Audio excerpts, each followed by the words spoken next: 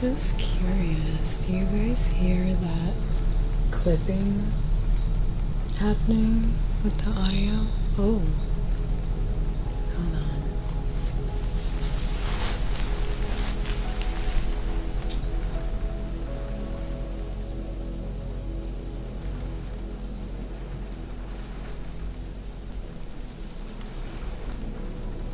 Hello, hello, hello, hello.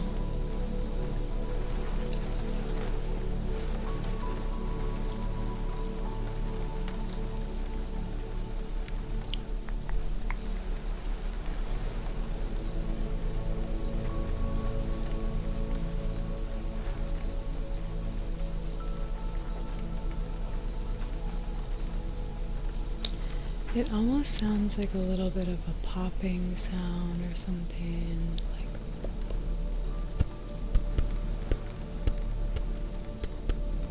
kind of like that.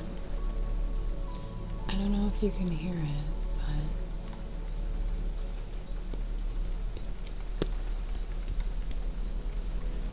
I don't know what that is.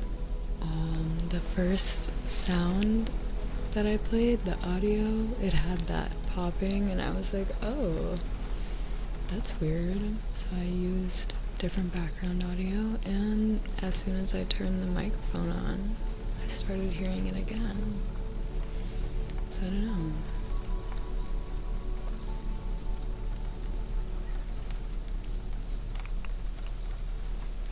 But either way, hopefully it sounds better now. I just heard it right then.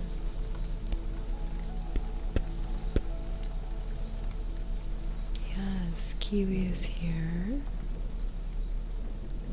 hanging with us today. As soon as she showed up, very praising of her. I was like, oh my gosh, thank you for being here. So happy to have her. Also, I put on a swimsuit under this little romper, which I went to the pool earlier. See, I'm wearing a swimsuit, but I honestly might put shorts on just because, like, it's pretty loose. I might put shorts under my shorts because I have a pair that's a pretty similar color. Just in case, you know, for the TOS and stuff. While I do that, guess what we're doing today, if you couldn't already tell. Readings! I'll put up our little info on the screen. Ta-da! Let me make it just a little more opaque. It's kind of hard to read, in my opinion.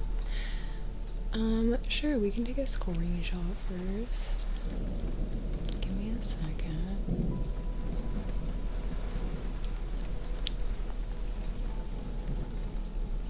There we go. Okay. Also, my socks have cats all over them. They're so cute. I was like, I need to start wearing funner socks on the stream, so I'm wearing my fun socks today. If you don't wear fun socks, what are you doing? What are you doing with your life? I love how the lighting just changed very dramatically when I was about to take the screenshot. Maybe let's wait a second for the sun to come back.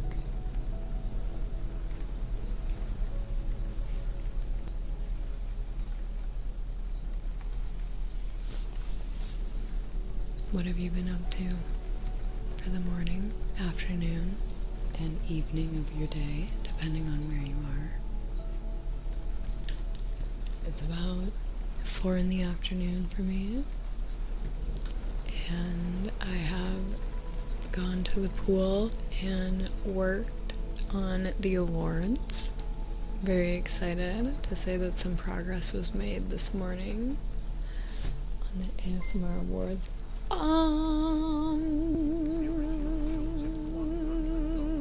Whoa.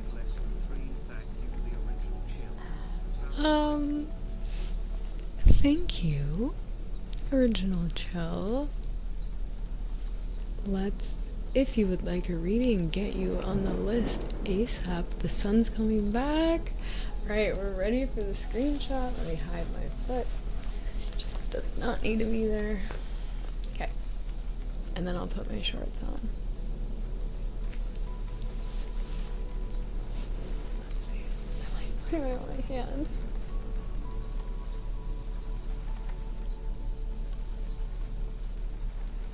Here, wait.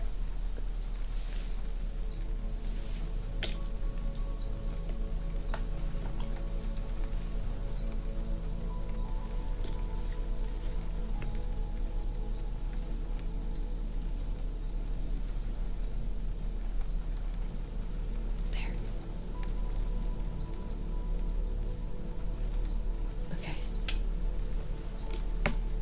I was able to inject CSS into the site. Nice. I have no idea what that means, but awesome. Hey, congrats. Okay, shorts. Shorts.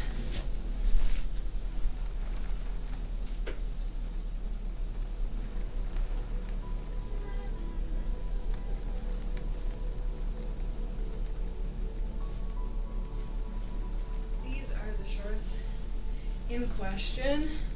See, they're like really similar color, are they not? Similar enough.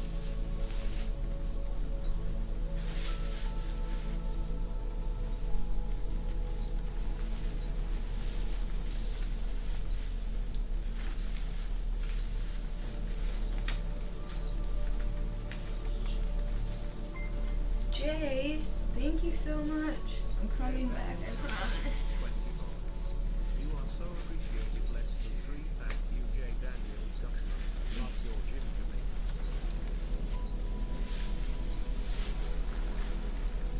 The Ron Burgundy color.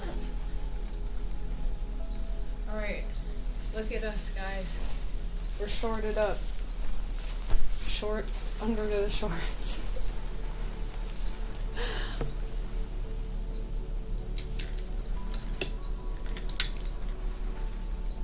I feel great about that decision. I feel so free to move about the cabin now. I felt fine before, but now I feel even better. Alright, let's get started. Yay.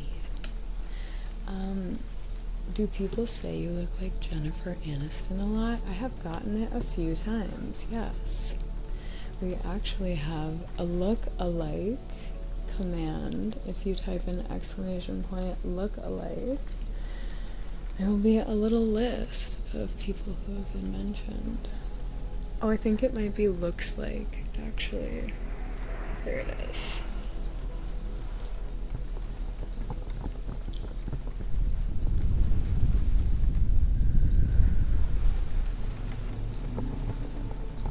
How long does it take to do braids? Not long at all. I'll show you how I do them. It's really easy. Here's a little tutorial. If there's any girls in the chat, any girlies out there, watch this. It's an awesome hack. You don't even need a hair binder. It's the best thing ever. Okay, so we have our little strand. And we're going to take it and we're going to split it into 3. Oh, I need to look in the mirror over here. Okay. Split it into 3. 1, 2, 3. And you're just going to start braiding it like normal. And I'm going to let these bottom pieces that are just like dangling down here start to wrap together. Do you see how there's like a second braid that's forming down there? Obviously, I could be a little more diligent about keeping it separated until I'm ready, but then I just keep braiding while we listen to this track, and I braid, until it gets pretty small. Hold on. I take this little piece, I make a space right here, and then I put it in. Yeah. Flip it over, pull it through. You are so appreciated. Thank you. Thank you. And then boom. Look at that. Stays in place. Obviously, you can like pull on it to make it a little bit more secure and tight, but that's how I do it. It's really easy. And look, they just sit there and they stay. Wow, we are getting readings left and right. I'm so excited. I feel like I adequately prepared myself for today. I literally, when I was working by the pool, I like took a full 30 minutes to just sit and like intentionally prepare for readings specifically.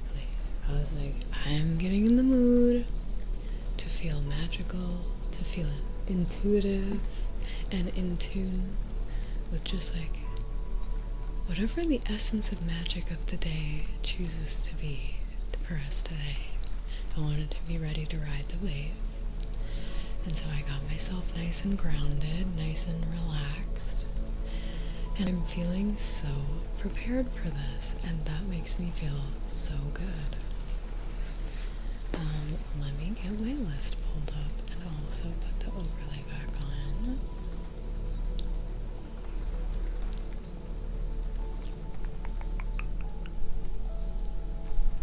Give me one moment. Just making this a little bit more opaque so we can see it. And I might actually also make it. No, I like when it's purple. I'll just leave it that color. Alright, so far, I think we have 4 people. 1 second.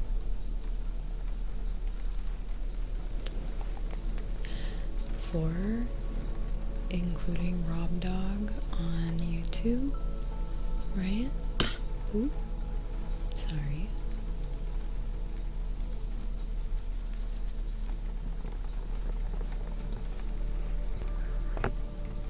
Ooh, I like your question, Jay.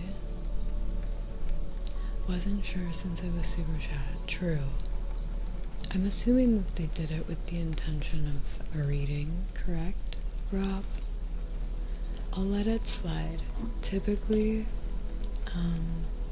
for those of you who are new, or maybe just confused about the system, typically we like to prioritize stream elements, Cash App on occasion. Yeah, pretty much those 2 methods of tipping, because the super chat is split, I think 75-25, but it might be 50-50 with YouTube. So if you do send a super chat on YouTube, it's nice if you send a little extra, but I'll let it slide for today. It doesn't matter. I'm more concerned with the readings because they've been on point lately. White Sage general reading. Let's go ahead and get started with that. If you're curious, yes, this is still an ASMR stream. I will be trying to emphasize some unintentional triggers for you, such as the sound of the box, paper, cards, etc.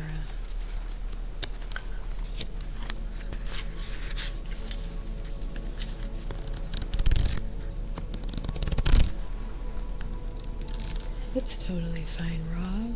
No worries.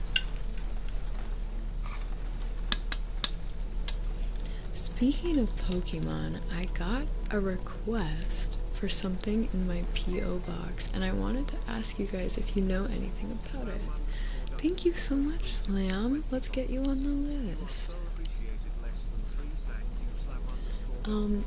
As you guys can see, if you are curious about the rules of how this works, there is a decently detailed description on this little Google document. If you type tarot into the chat, it should populate with a link for you, and it'll redirect you to a Google document that has just like a brief summary that I will eventually be making a lot more descriptive and have pictures and just like details, maybe even clipped examples of the type of reading. Yeah, because I just want people to be able to understand going into things what is happening and what they're signing up for. I think that's best. Anyway, going back to my other side note, the P.O. Box submission request, which if you didn't know, I have a P.O. Box and you are able to submit a form request basically stating what you would like to send. I don't know, just like detailing the contents of your package, and either it gets approved or denied, and then you get the address of the P.O. Box and you can send whatever you described.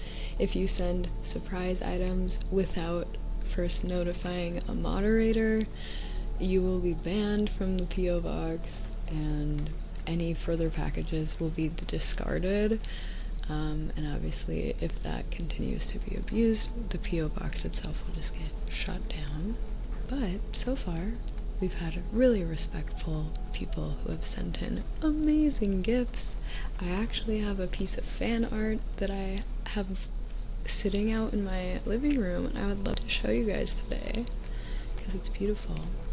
Alas, I don't know what this means. I don't know what this is, and before I go Google it, I'm curious if anyone here knows what this means. Someone wants to send me an Arceus V-Star Pokemon set in original packaging.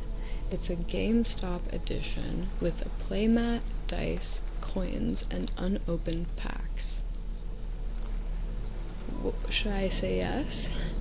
Part of me was like, I should just say yes because that sounds good. That sounds cool. Okay, I'll say yes. Approve.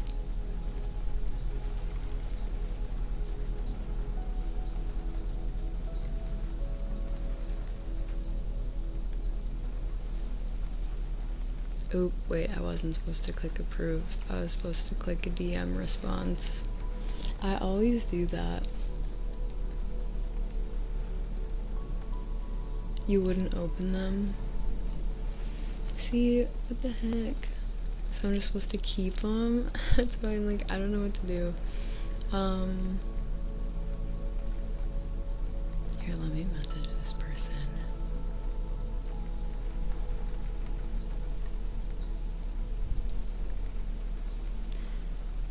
You think open them?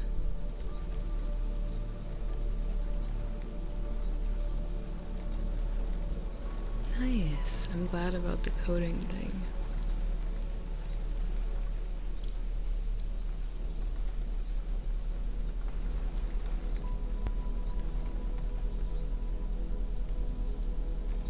Do you guys hear that clipping? You think they want it opened?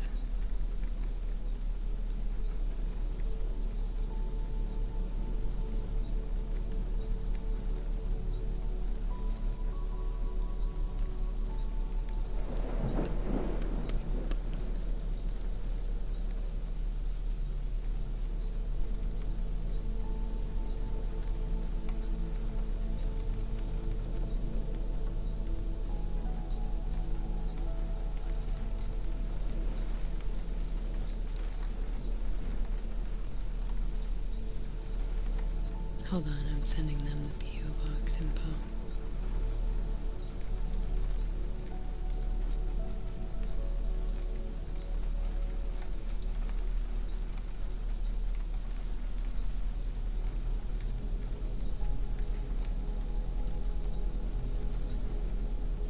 Oh no.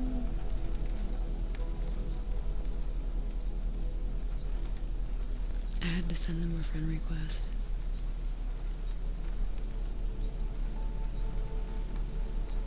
I hope they respond soon. I can send it if you want next time too. Yeah, can you send it to them? I don't know how, because I approved the form submission instead of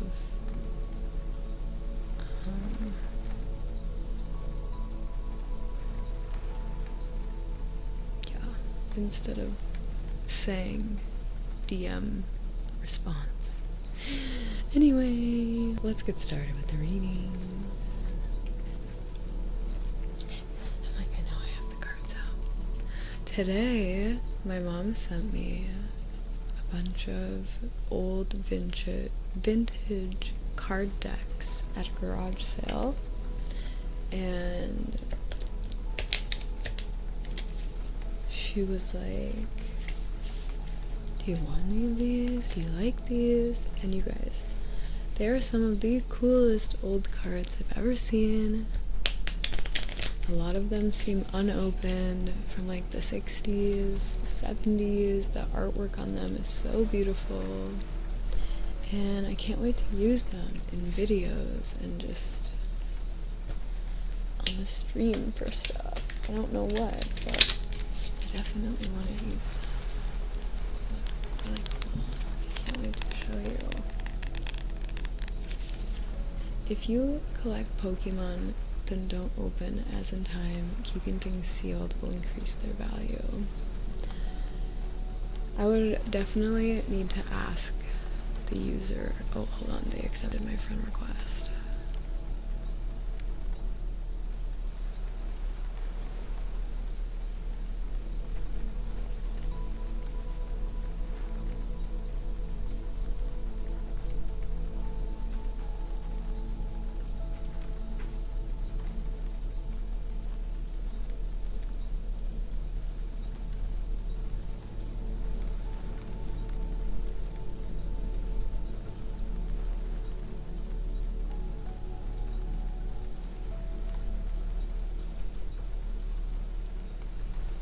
Alright, I just DM'd them. I said, the stream is very excited about your submission request. Here's the P.O. Box info. We are curious if you wanted the cards opened or not. And I sent them. I'm gonna let that go for now. I'll pick that back up in a little while after the stream.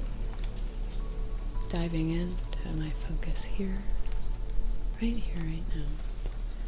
I've got some shuffled cards here. I'm going to split them into two piles. Pile number 1 and pile number 2. Okay. I would like you to pick a pile for us to kind of break even further down. And then we're gonna pick about 4 cards today, I think, for a general reading. Pile 1, thank you, because it was practically like heavy in my hand. It was so obviously the one that needed to be picked. Alright, we're gonna break these down further. I am going to go ahead and pick you a card.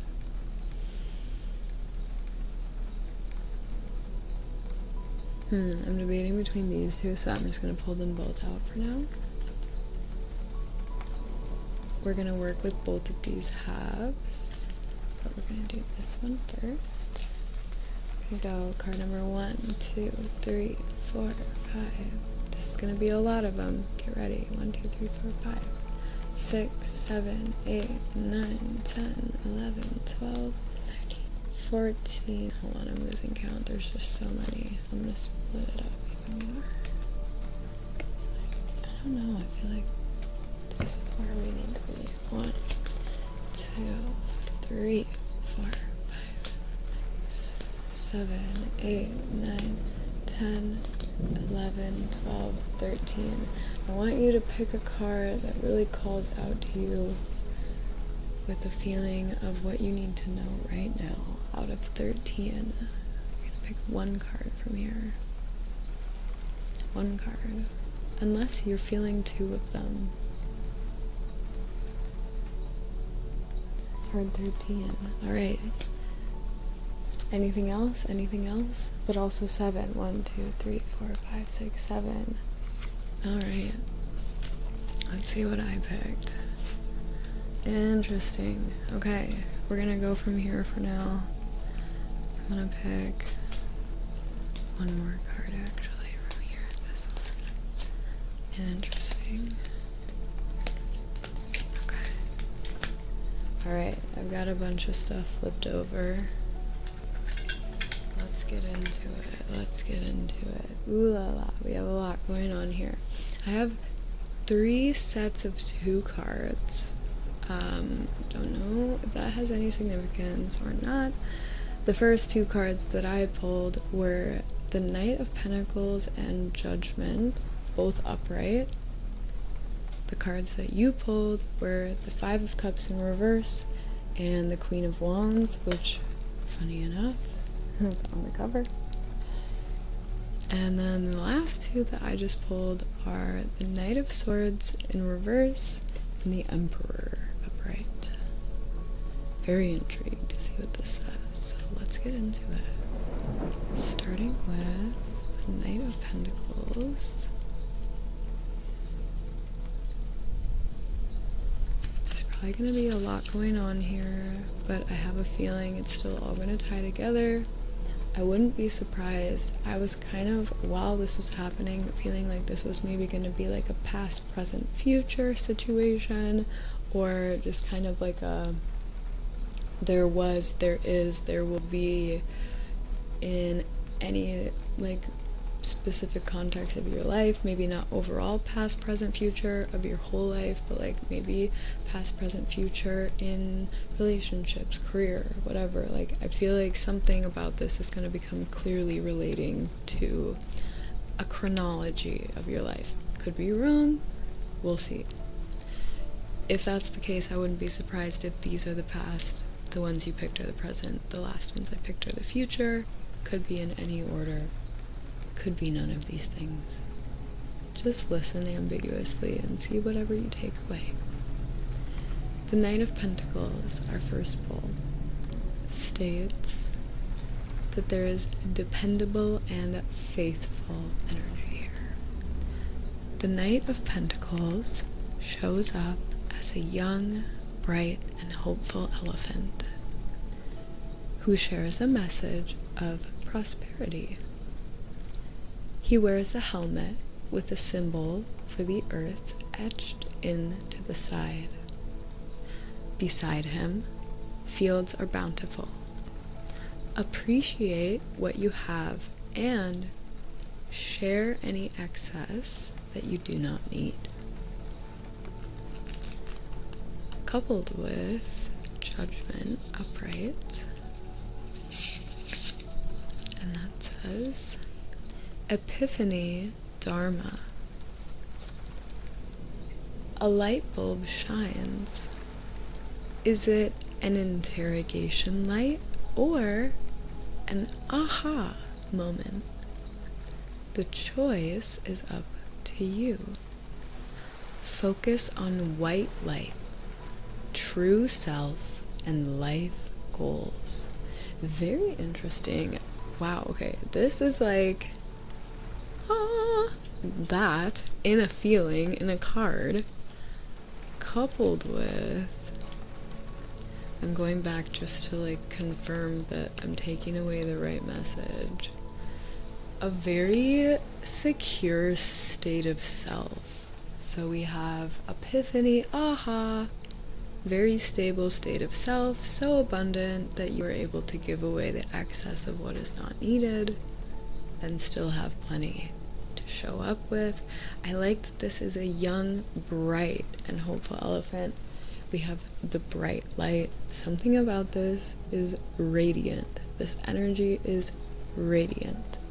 Wherever this is coming from, whether it's now, later, before, neither, just in general, for doing just general reading, there's an aspect here of your life right now that is vibrant and like brightly shining in all directions. So much so that you are able to share that with others. Sounds like you have been too. This one is emotional awakening, new strength. This card reversed can signify a recovery and a release from the past. Very, very interesting coupled with these two. I can tell this is probably just an overall, the feeling of now is remember how we were talking about like the bud and the cocoon? Maybe you weren't here, but on our last tarot reading we were talking about being in the cocoon phases of your recovery and your healing, where you're not quite ready to reintegrate into the light and like the bright world. You need to keep yourself kind of in the dark, in the shadow, to just be messy and raw and fragile. I feel like this is all depicted of when you're ready to break through the soil, the feeling of the light hitting you again, and just like being in this very abundant landscape all around you, feeling very vibrant in yourself. That's where it feels like you're at right now. It is time to forgive and move on. Accept support from family and friends who are there to help you get through. So maybe there's a part of your personal relationships that were really strained, and there's finally been a lot of healing that's taken place, both with those but within yourself as well, to the point where you're now able to kind of have these really consistent good times with the people that maybe in the past were a bit tumultuous for you, which I'm sure feels so refreshing and so good. We have the Queen of Wands, the star of our deck. I can never find the wands. There we are. Queen of Wands is competent and exuberant. The Queen of Wands can refer to a person with a lot of fire energy who is feminine, strong, and confident, with a positive, uplifting vibe. They carry a staff that they are not afraid to use with an intensity that gets the job done. So this is an aspect of this energy where I feel like this wasn't really quite talked about yet, but in this bright shining, in this fulfillment of yourself, embodiment of that fulfillment, there's also clearly a natural authority that is taking place here. And I feel like this card is a confirmation that it's okay for you to be taking the lead in stride and confidence, because you're in a position to be doing so. You are competent, exuberant. You have a lot of fiery energy that is also very positive and uplifting. So it's okay that you're taking charge and taking the lead. Lastly, we've got this reverse Knight of Swords, which I'm really curious about. And this says, sarcastic, making rash decisions. It seems like this might be the only warning. This card warns about quick decisions without a lot of experience to back it up. That's all it says. So just like a slight little warning, careful about quick, rash decisions, sarcasm. It seems like all of these other cards are very strongly orienting around a very stable, secure, and almost not serious, but like there's like an adult energy here, if you can understand what I'm saying, where this sort of mischievous, childlike whimsy, this chaotic energy that might creep in, the impulsiveness to do something to change it all up. Don't. Don't do it. Resist the temptation. Stay grounded and stable and consistent and keep going on the path that you're on, because clearly it's going well. Hey, the rabbit head. It's nice to see you. How has your week gone since our last reading? Allison, Alikin? Well, Brian said Allison, so I feel like that was right. Alright, last but not least, we have the Emperor. Authority figure, loyal. The Emperor is a jolly old father figure who has always had a strong work ethic and reaps the rewards. He is a powerful authority figure who pats his belly and says, "It's all paid for." This card is a reminder to not let the symbols of success and status get in the way of real happiness, which of course, coupled with feeling like you're always sharing your abundance and that the generosity is widespread, I think it will be pretty easy to keep feeling like there's a good balance here. Powerful energy, right? We have two staff-wielding royal members of the card deck here. There is a power in your positioning, whatever it is.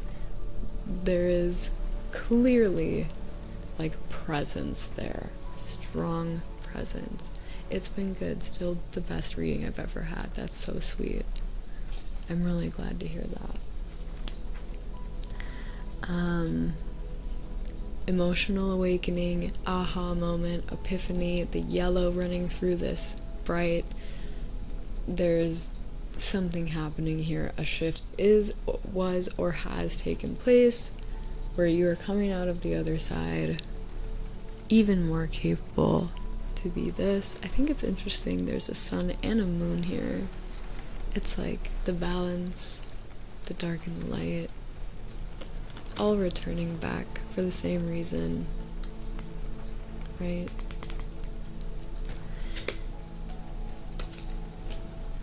Very interesting. I would like to draw some karma cards for us to finish this out, because I'm curious as to ask specifically, how is just like the vibe of your outcome looking in life right now? I want to just see what kind of cards we pull for an outcome. LT, hello. Thank you so much. Alright. Let's go ahead and shuffle these, and I will have you pick the cards. And while you're doing so, I want you to feel like the embodied version of this really bright self that these cards are describing you as. I want you to feel your light shining through the screen, shining so brightly. I should be able to feel it all the way from here.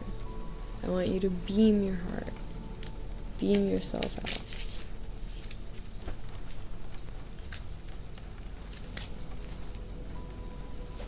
It might feel a little weird, but just try it.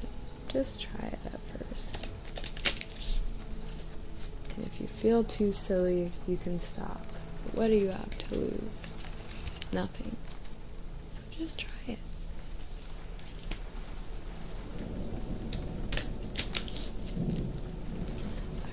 Alright, last stack to shuffle. We've got a sleepy, sleepy little girl. Sleepy girl.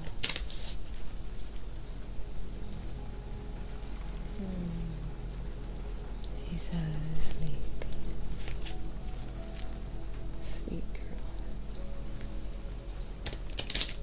Alright. First deck.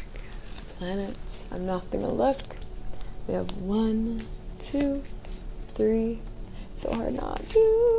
I just want to make sure. 4, 5, 6, 7, 8, 9, 10, 11, 12. I try not to get attached to anything I see.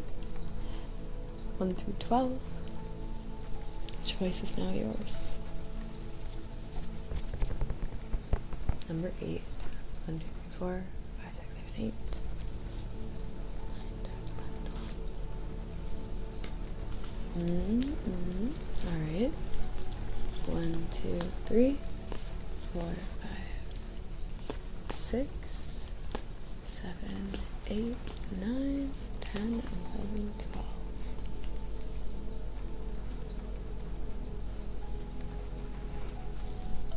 Three, 4, 5, 6, 7.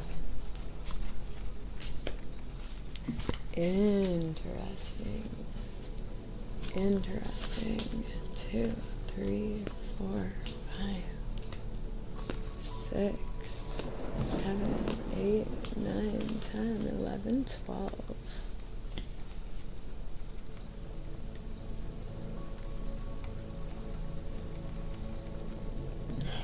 One, two, three, 4, 5, 6.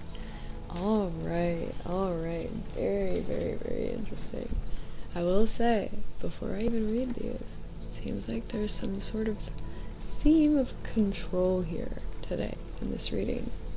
It's coming, it feels like, from a grounded and stable place, but we've got Virgo here, which, if you know anything about Virgo as a zodiac sign, it is one of the most prominent in terms of association with organization, the need for control of everything, micromanaging, detail orientation, just feeling like the smallest things matter, because to Virgos, they do. So for Virgo to show up in the energy of this, it's a very telling sign of the control being all-consuming. We have Pluto here as well, and then the 5th house. Pluto in Virgo in the 5th house. And I will bring you just a little bit closer to me so you can read these. They said, yeah, you can open them to the Pokemon cards, by the way.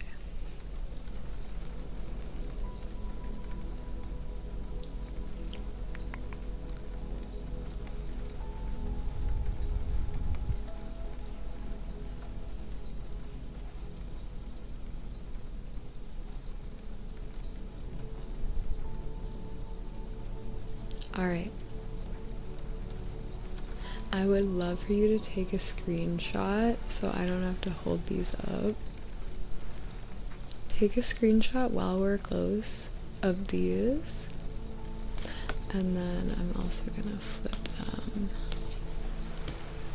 And you can take these as well.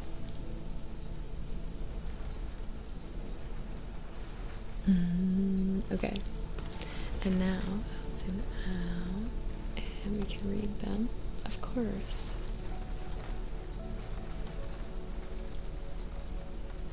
Thank you. I think that was about where it was. Maybe a little bit more. Okay.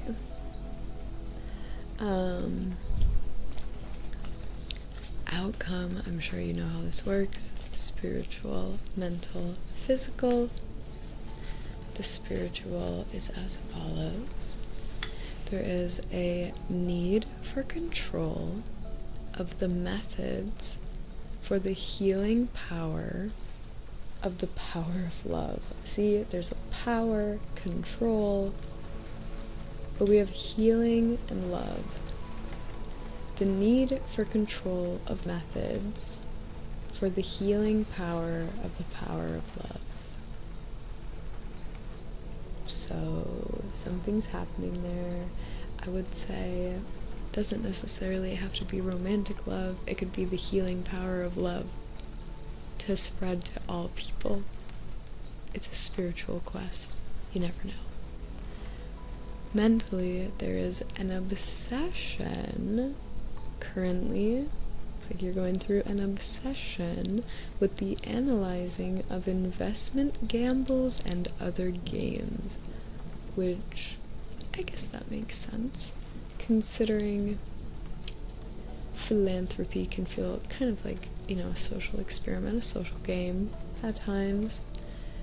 I feel like that might be what they mean, is you're obsessed with analyzing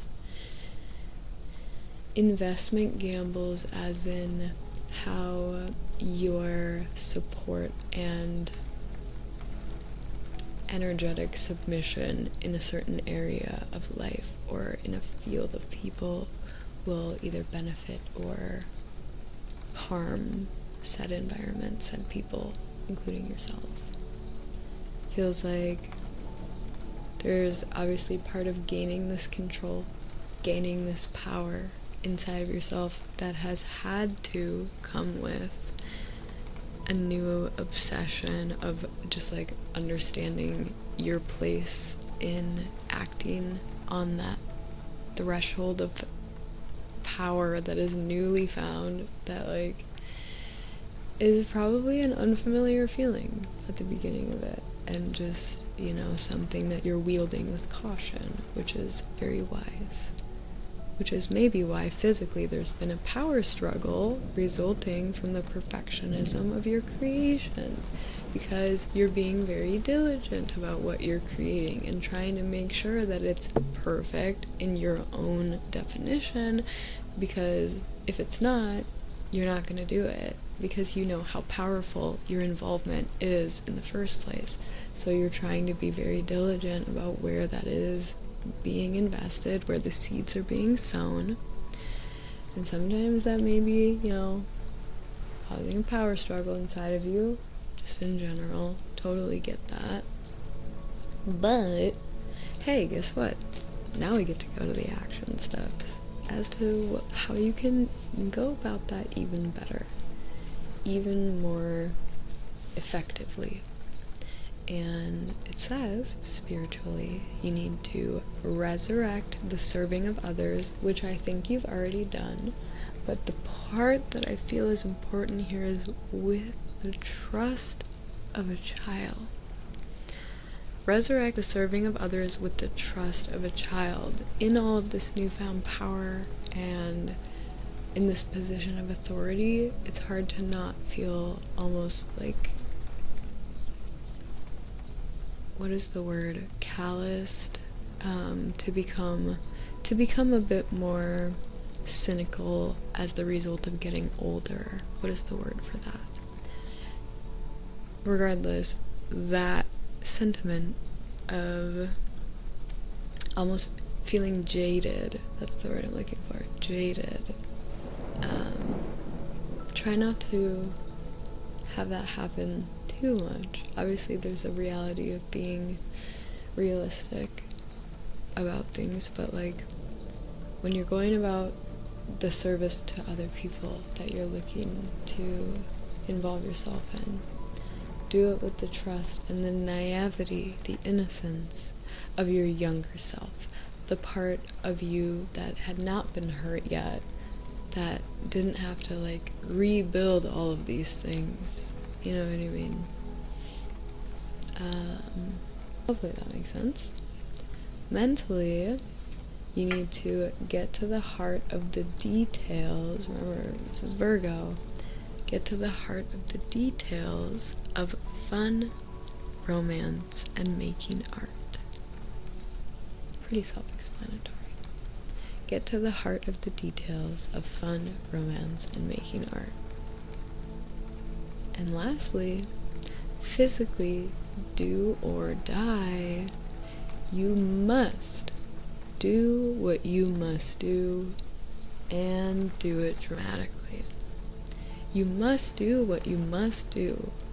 That seems like permission to go about things in whatever way feels right for you. You must do what you must do. That's permission, if I've ever heard it, for things to just go your own way. Pick the path that works for you.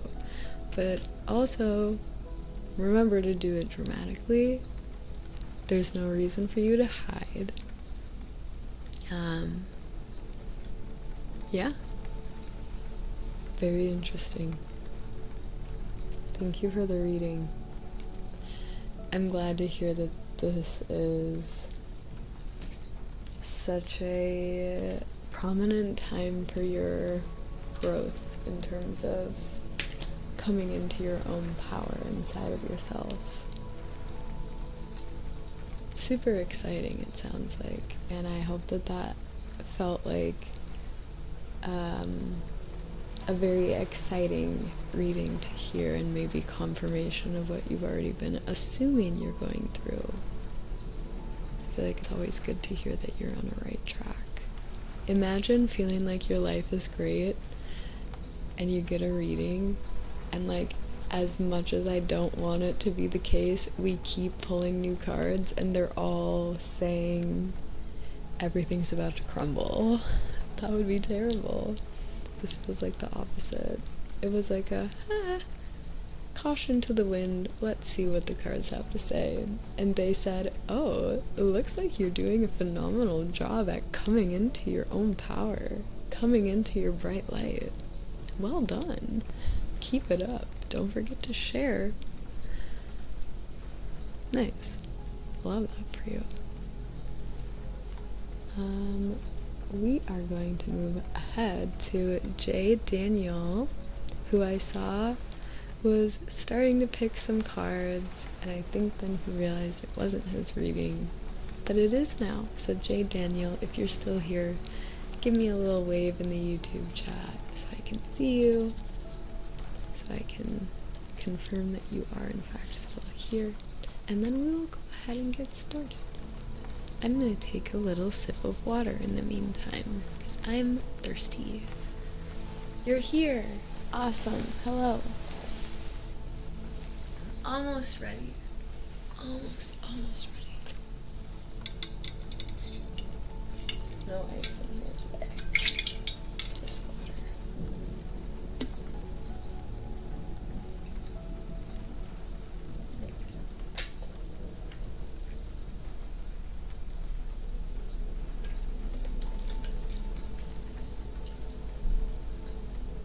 Alright.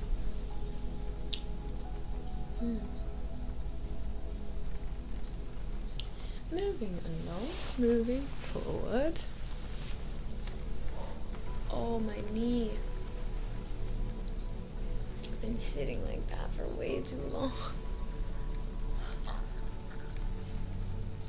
Ouch. Does anyone else experience severe joint pain after sitting in one position for too long?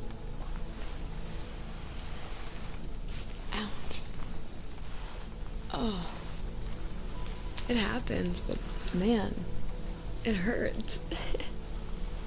It hurts when it happens. I do stretch, yes, but part of my body on this earth is constant pain, partially because I've always been really flexible, and if I don't stretch, I get stiff immediately, within hours. So I have to stretch actually multiple times a day because if I don't, I'm in pain. So I stretch as a means to alleviate the pain that I already feel pretty much all the time. And I'm not saying that to be dramatic, it's just the reality. I have attributed it to dancing. For those of you who don't know my past, I was a competitive dancer all throughout my childhood growing up. Competitive as in competitive. And it really took a lot of wear and tear on my body. So I contribute a lot of my joint like cracking and popping and just like muscle strain from that activity. Show a move or two.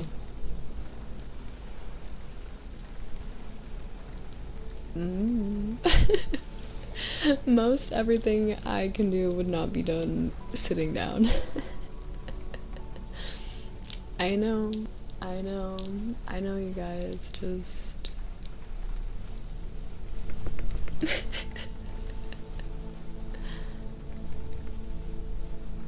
There you go. Oh yeah, that's the top of the pyramid for sure. Sorry. I do have a video on Instagram, but where is it? Where is it, Chris? What video are you talking about? I used to have a story that I posted, but I don't think I ever put it on my highlights. Maybe I did. White outfit. White outfit.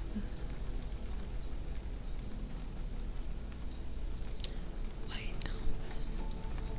I don't know what you're talking about.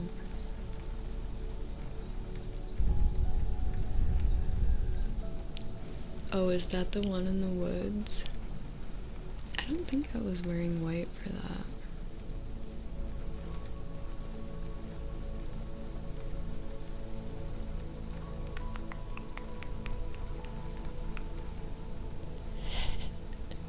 Thanks for pinning that.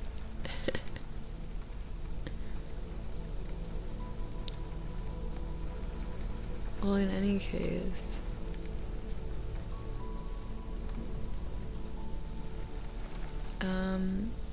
I'll add a story highlight to my Instagram,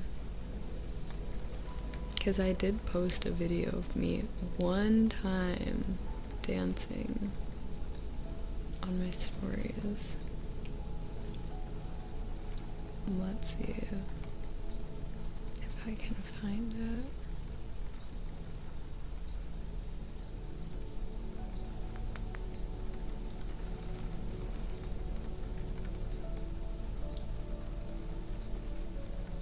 Here it is.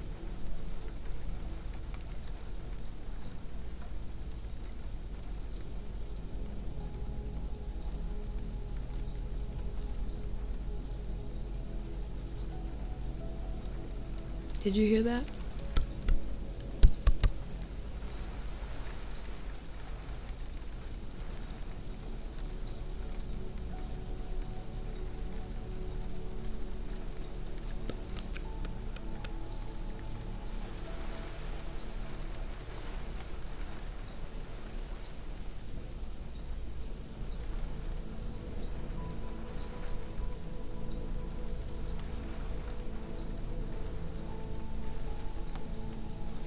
Alright, I added a highlight on my Instagram if you want to see me dance. I'll take it down later, but for now, I added one story that I posted a while ago. It's loading. I don't know why it's taking so long, but it's loading.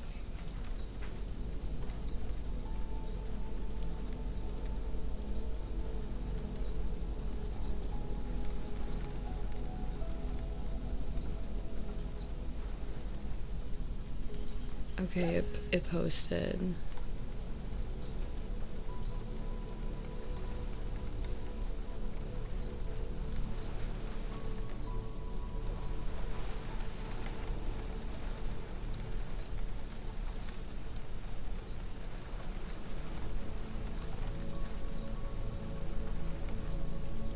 This was so long ago. This was over 2 years ago that I posted this.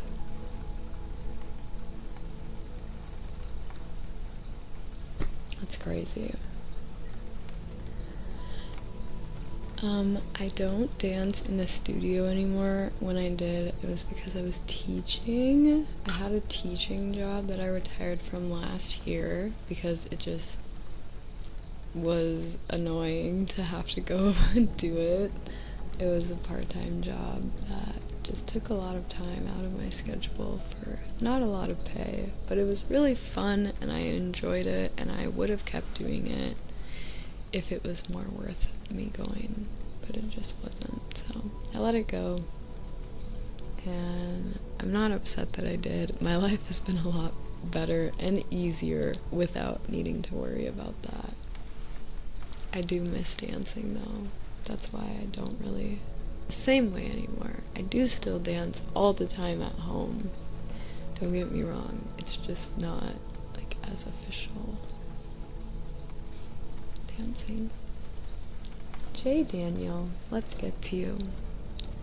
They said, how can I find the confidence to feel good about finding a partner? Excuse me. I really like that question. How can I gain the confidence to feel good about finding a partner? I'm so sorry.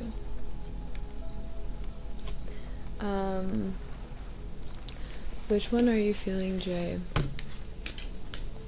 Work Your Light or the Rose Pocket? I'm picking for you. Work Your Light. Hopefully that's the one you were gonna pick. And if it's not, I'll do the other one.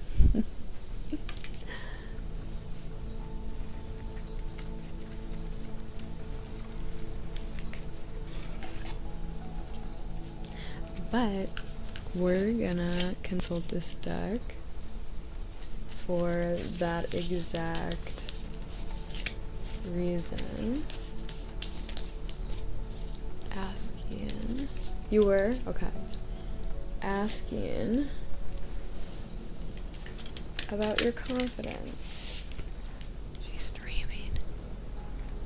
She's twitching and she's dreaming.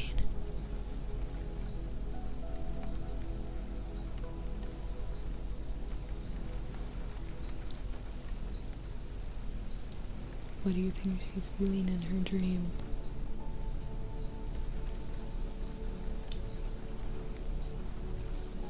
She's definitely like digging something.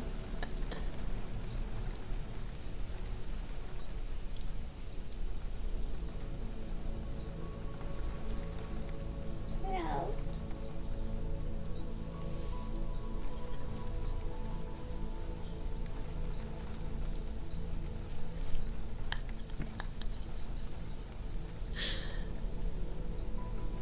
You were sleeping. Were you dreaming? What were you dreaming about? You were digging. You were digging and digging and digging. What were you doing? What was your dream about? You're so nice. Oh.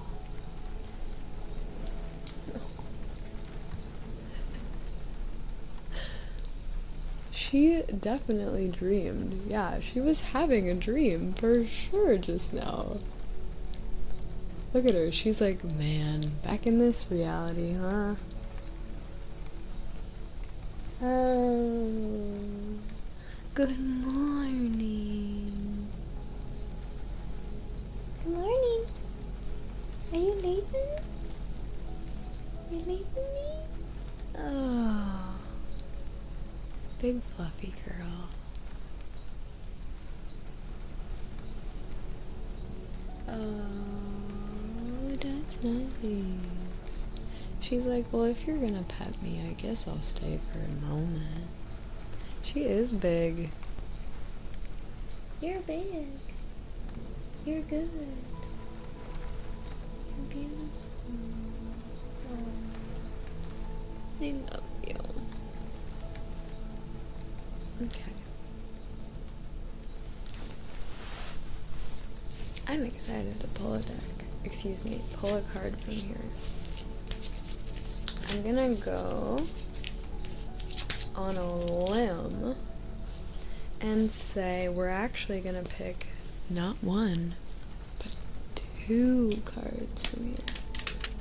2 cards. Someone remind me to never get Chinese takeout again. That's not fair. Did you have a bad experience? Because 1 bad experience or even like 10 bad experiences are not enough. You have to keep trying until you find a good spot. Literally having one or currently having one. I'm so sorry. I hate when I order takeout and it is a flop. Order it again now. But yeah, we are going to pick 2 cards. I'm gonna pick one, and you're gonna pick the other one. I'm gonna pick mine from this side of the deck.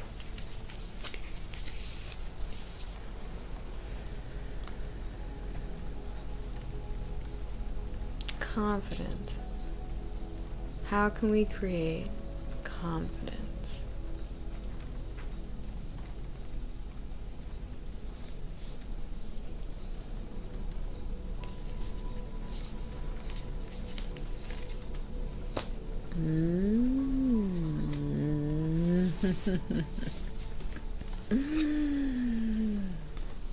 Don't dim to fit in. How are you dimming your light in order to fit in? Let's dive into that, because what a great first answer. And then I'll have you pick your card. Hold on.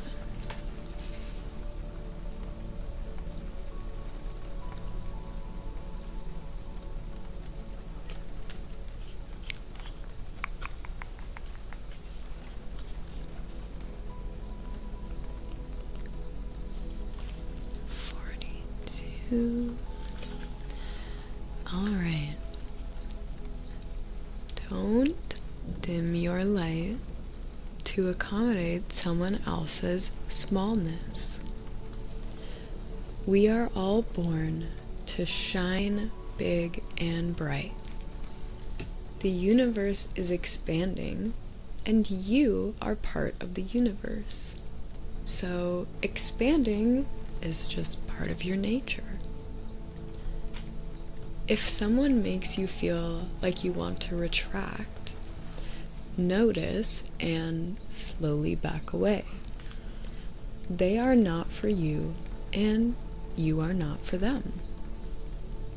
Besides, and better yet, find it within yourself to expand and shine your light anyway. Flowers don't open and close according to who is walking by them. They open and show their beauty regardless.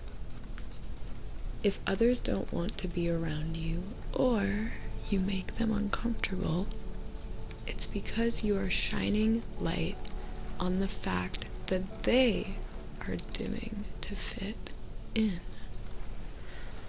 By choosing to shine bright, you may just inspire them to turn on their light too. Or not. Keep your light on anyway. All relationships are essentially an energetic agreement.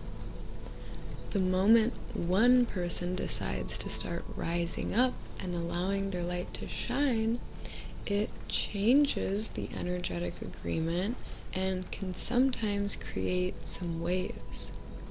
That's completely normal. The relationships that are meant to last will adapt to the energy and the change. Others won't, because they were likely born under the proviso of "I love you as long as you don't shine brighter than me." That's okay. Not all people are meant to be in your life forever. But the lessons that they teach us can still live on. So, answer number 1.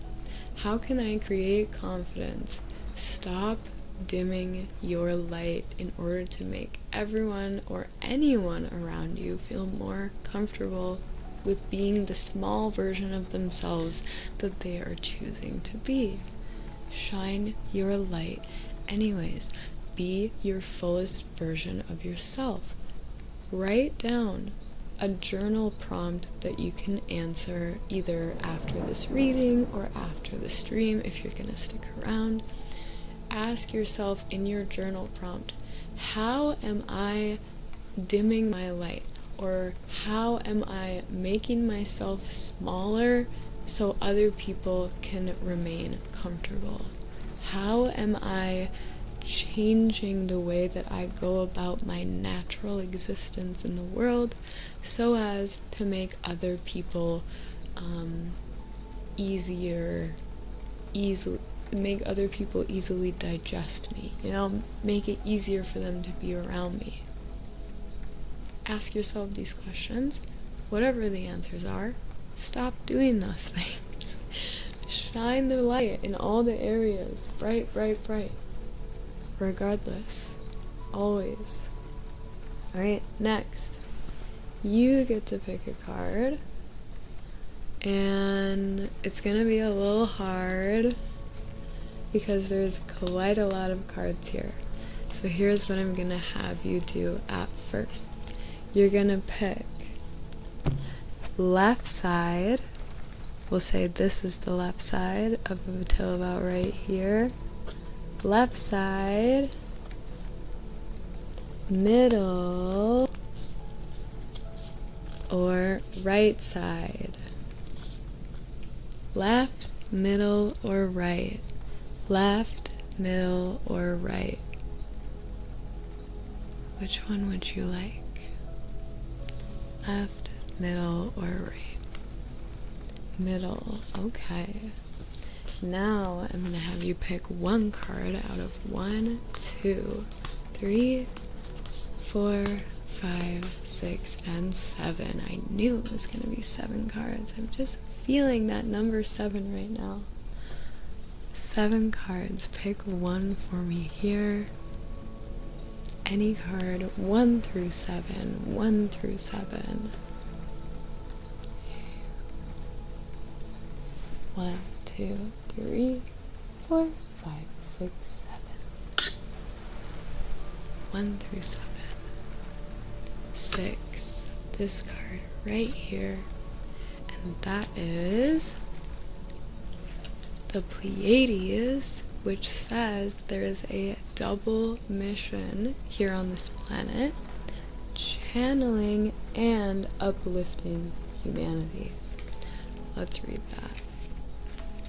It's okay if you don't know what the Pleiades are, if you don't believe that it is a real thing or it exists.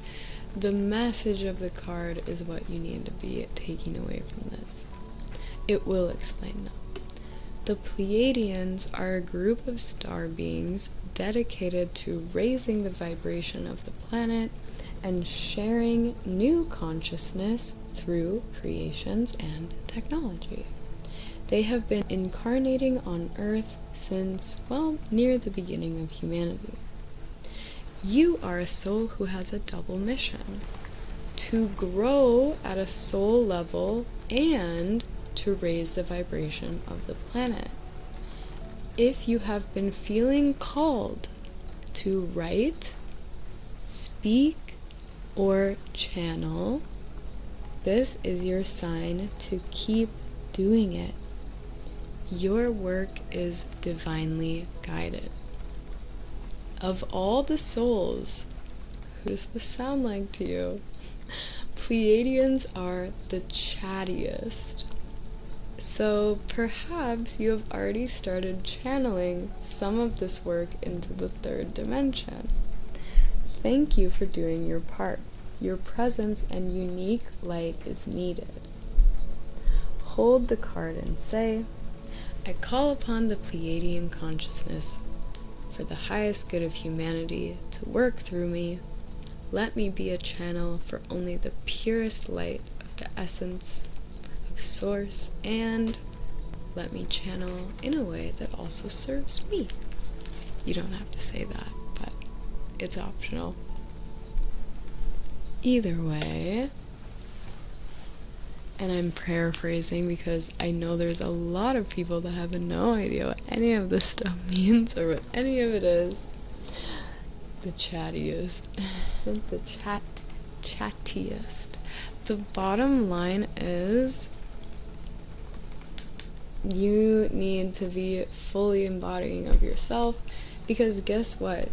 I think this is further confirmation that your job here on this planet is just to become the best you that you can be. Which I've been telling you guys this time and time again, because I know this was about finding a partner. When you're feeling this full light shining, there's no more dimming of yourself, you will so quickly attract somebody to you that you're gonna have to pick and choose, because there's gonna be options, because there's gonna be a bunch of people that are attracted to your light. So focus on brightening yourself right now, and everything else will fall into place. Don't worry about anything else. Just brighten your light, brighten your energy. It's all you need to do on this earth. It's all your life needs to be. It's just becoming the fullest version of yourself. That's it. Oh my. Back to sleeping.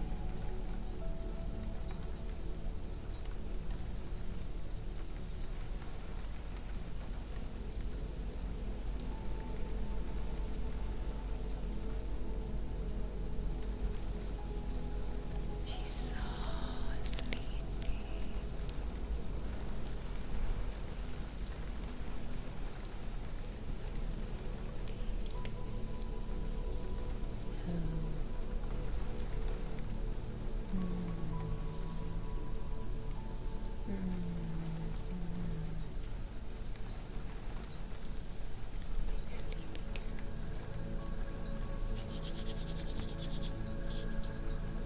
Hey, thanks for the reading. I'm gonna pull one more card for you. Any additional info?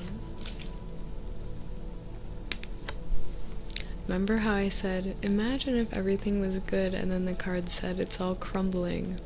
Well, we just got the crumbling. What are you clinging on to? I'm gonna just paraphrase what I feel like this card is trying to add here. There's gonna be parts of you that have to fall away for the new version to be able to come forward, especially if you've been kind of operating as maybe a not so authentic version of yourself for the sake of keeping other people comfortable. You're gonna have to break down that old identity to rebuild the real one, the authentic one. And that's gonna kind of feel like, to some people, maybe the you that they've known is crumbling, because it is. Because it was the you that you built for them and not for you. And now you're building you on your behalf, for your sake. And obviously that's going to come with some parts of you crumbling away. Just know that that's okay. Again, going back to this one, if they're not meant for you, you're not meant for them, vice versa. Okay? Oh. Ooh. Sleepy. Big yawn.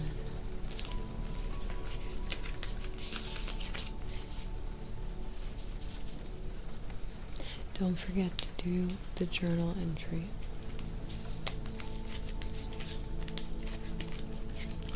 Feel free to put any feedback in the chat. I am going to go ahead and move on for the sake of time, but I'll keep an eye out to see if you say anything. Oh, beautiful.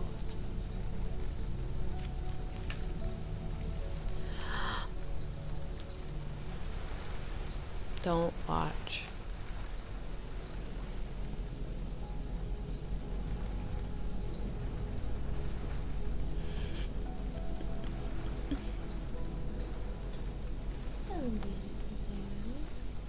Hi. Look at her paw. Yes. Thank you. So, You're good. Come here. Come closer.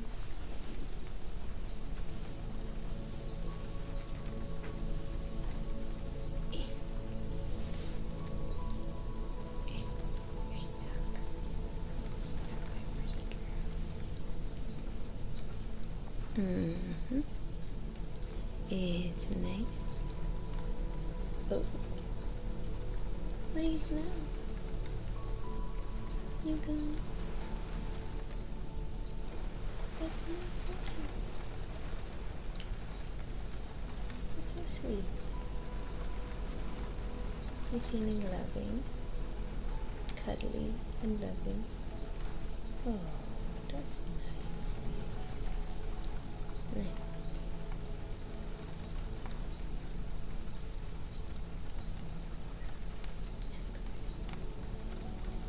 She's so sweet. I'm not sure what her breed is. I got her from the streets. Oh my. Oh goodness. Beautiful. Yeah, you're gorgeous. We love you. Come here. Come here. Oh.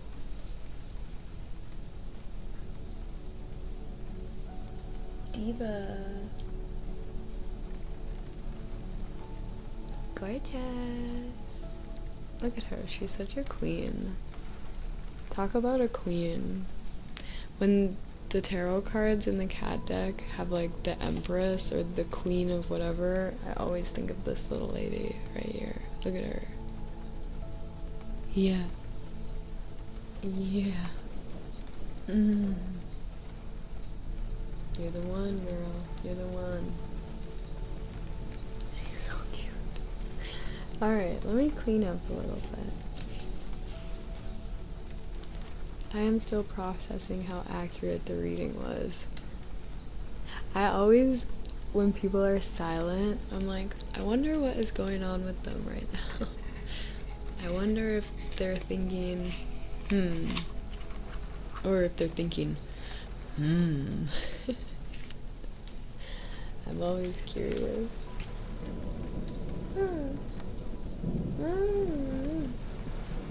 You're beautiful. You are. I love you. Do you love me too? Do you? She's looking at you guys like, what should I say? What should I say? She wants love so bad. She's gonna come over here. You're gonna, aren't you? I knew it. I knew it. You want lap love. You want lap love right now. Don't you? Don't you? Yeah. Yeah. I know. I know it. Oh. Kiwi's good. Aren't you? You're good.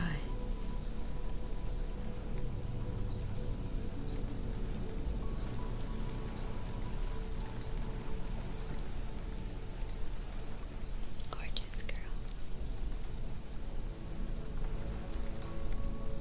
You say hello?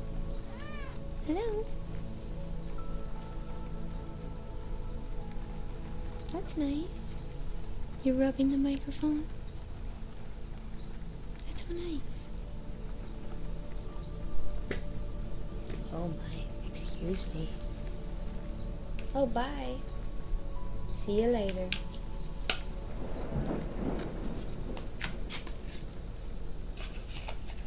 She's so cute.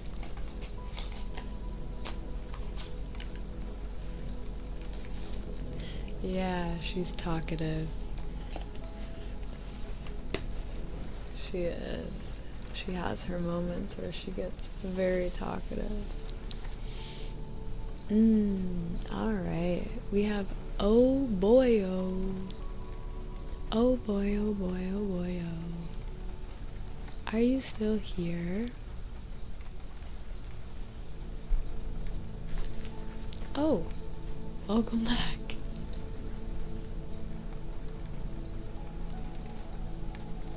You should meow into the microphone.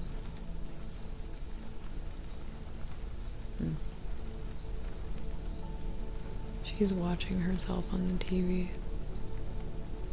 She's looking at herself on the screen and she's like, what the heck?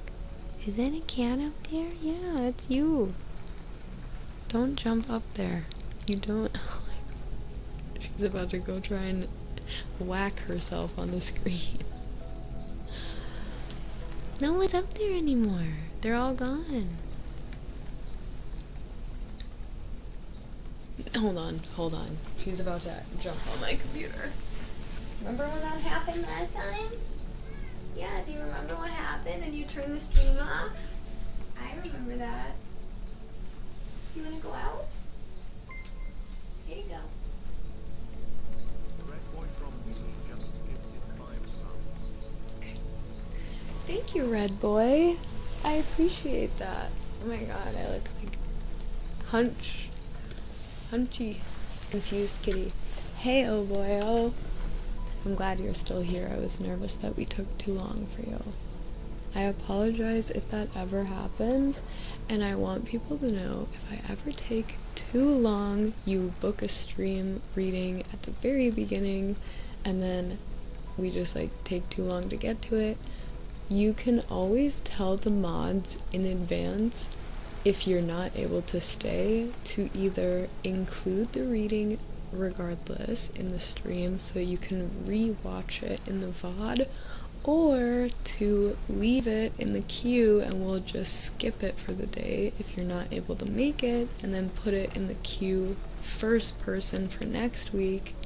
So hopefully if you can come at the beginning of the streams versus later, we can get you next week right away, if that makes sense. Basically just like keeps you in the queue at the very beginning for the next stream. Just wanted to say that just in case people ever need to leave before their reading takes place. Oh boyo has a public question deck of choice that states, I'm currently struggling with what I presume is ADHD, and I have found someone who can diagnose me and does treatment without medication. I'm worried about how to get the most from it. I'm intrigued by that whole statement. I'm very curious what treatment there is for ADHD without medication, and just like in general. I'm very curious about that. I feel like I need to preface legally by saying nothing here is medical advice or even close to that. I am no professional. I just feel like I need to say that legally. Let's see. Let's see what we can do here. Let me see.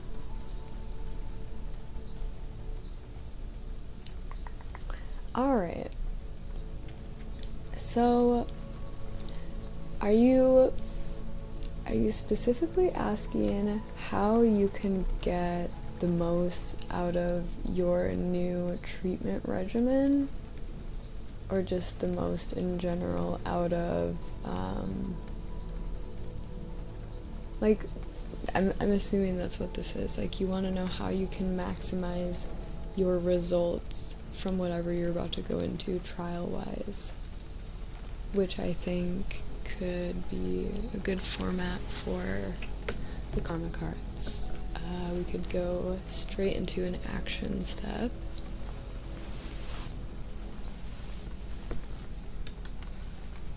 I like your personality. Thanks, Fred. Do you guys want to hear a little side note funny story?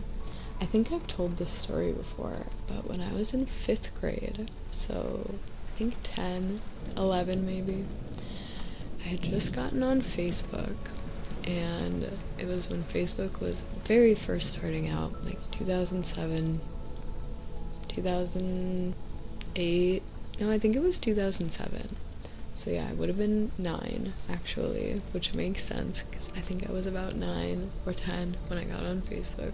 Crazy to think about being that young. Tyler, thank you so much. Let me know if that was meant to be a reading, super chat or not. Either way, thank you very much. Long story short, I was at my friend's house who also was on Facebook, and I'm just worried all this time. Okay, good to know. I was on Facebook, my friend and I are on Facebook. We get a friend request from this guy named Fred Daniel. Okay? Fred Daniel. And I don't know why, but like every time I hear the name Fred, I think of Fred Daniel, this random Facebook account. Did you fake an EDU address? No, I don't have an EDU address. You mean like a school email address? No, I don't have that. Why?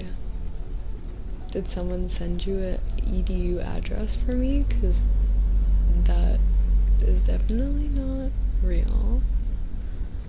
Not just paying out compliments. That's nice.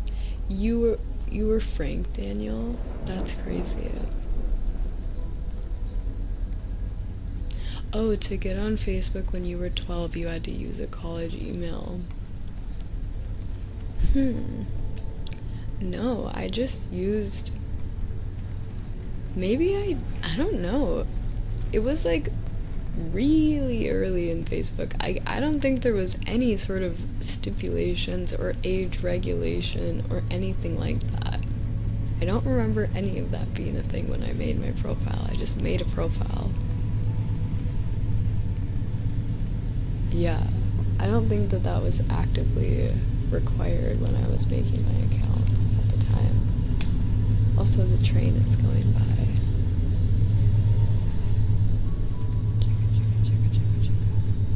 Jamie, thank you for the super chat.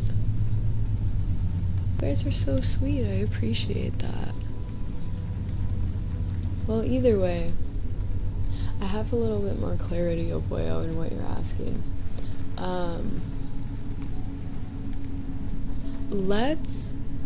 Okay, I'm definitely gonna turn to the karma cards for this. Why don't we start with just like a really basic, like, what is the outcome gonna be of your experience with this? And maybe it'll say, like, there will be a lot of anxiety caused by the inconsistencies of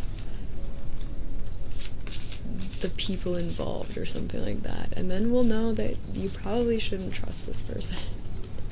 But maybe it'll say, like, the learning necessary for the ultimate goals of your life. I don't know. Slam. Thank you. I'm gonna turn this down for a sec for the train.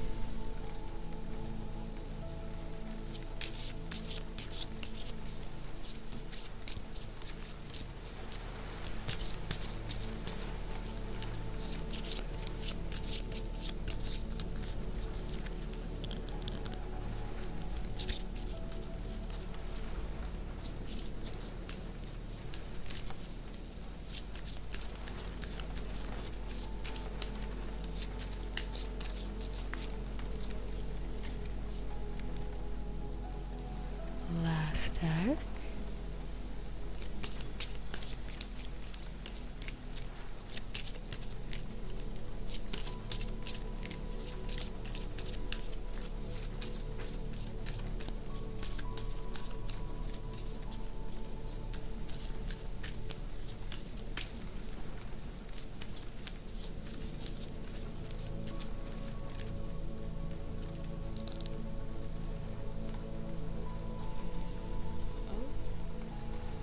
I thought it was done. It's not done yet.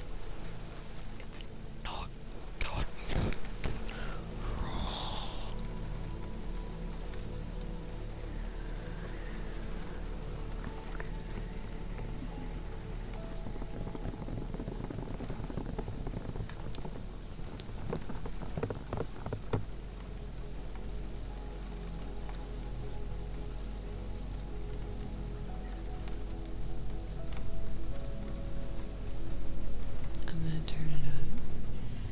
You can see the camera bouncing.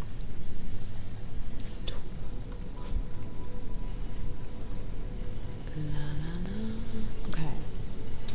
While we wait for the train, I'm gonna have you pick your cards. Here is what I want you to try and sit in the energy of while you do this. I want you to imagine yourself going to these sessions, imagining, if you can, the person who's going to facilitate them. Think about sitting in the room, spending the money. Think about just like the exchange of what you're going to be giving and what you're going to be receiving. Put yourself in that space as you ask with me, what is the outcome of this experience going to be for me?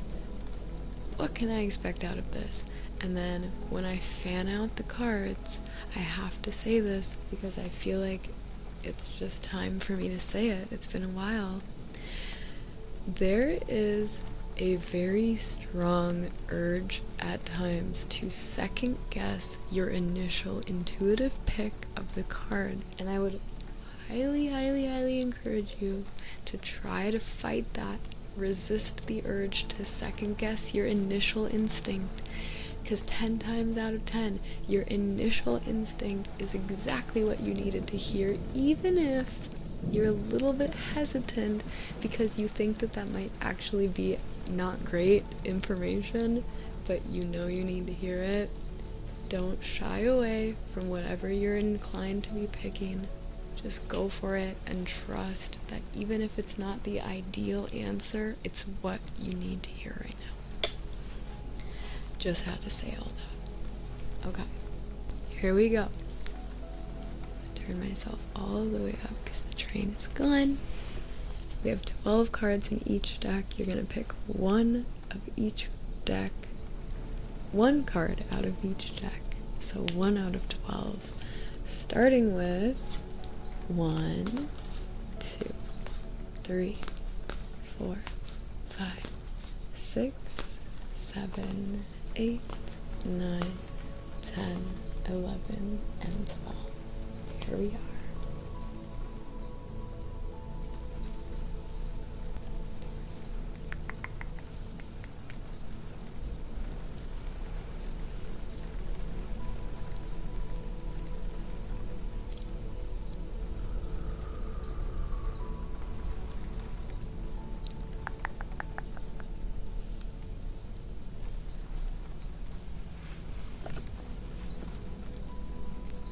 Two.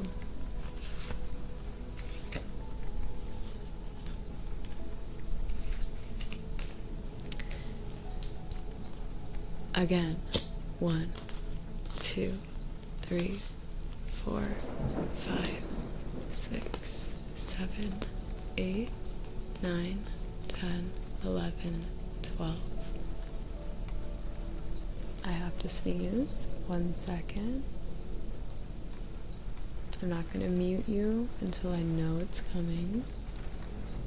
Is it weird that I now want more of that Cherie death metal growl? I can give you that sometime. I quietly have been working on my screams. I don't know why. It's just kind of fun.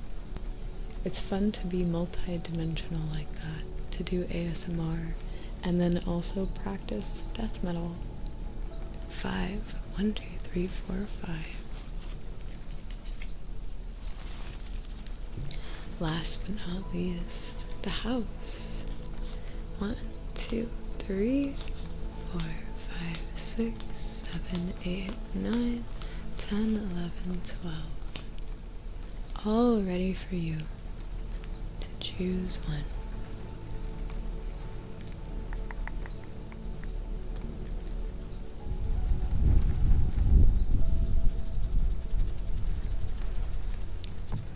One, 2, 3, 4, 5, 6, 7, 8, 9, 10, 11, 12. Just kidding, it's 1, 2, 3, 4, 5, 6. That's your choice. And here is your answer. Albeit not what I was anticipating, but I'm glad for you. I'm glad for you. I was hesitant. I was nervous. But we have the North Node in Sagittarius in the 11th house.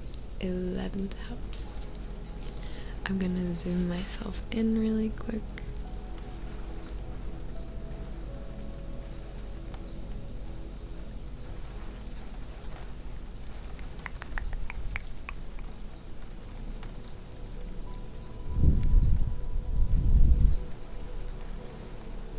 Zoom, zoom, zoom.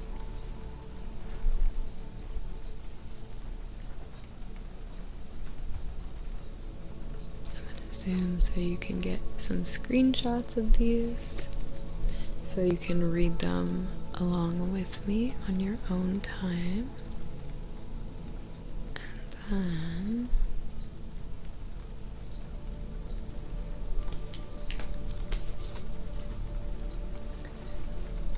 I'll have you take a screenshot of the other side as well. That's your sign, is it now? Good to know. That means that you listened to my advice very well. Alright, screenshotting this so you can zoom in and read it along with me if you can. Here we go. I'm gonna read them from start to finish. Oh, maybe not all the way. It's right about there. And the outcomes are as follows: spiritual, mental, physical.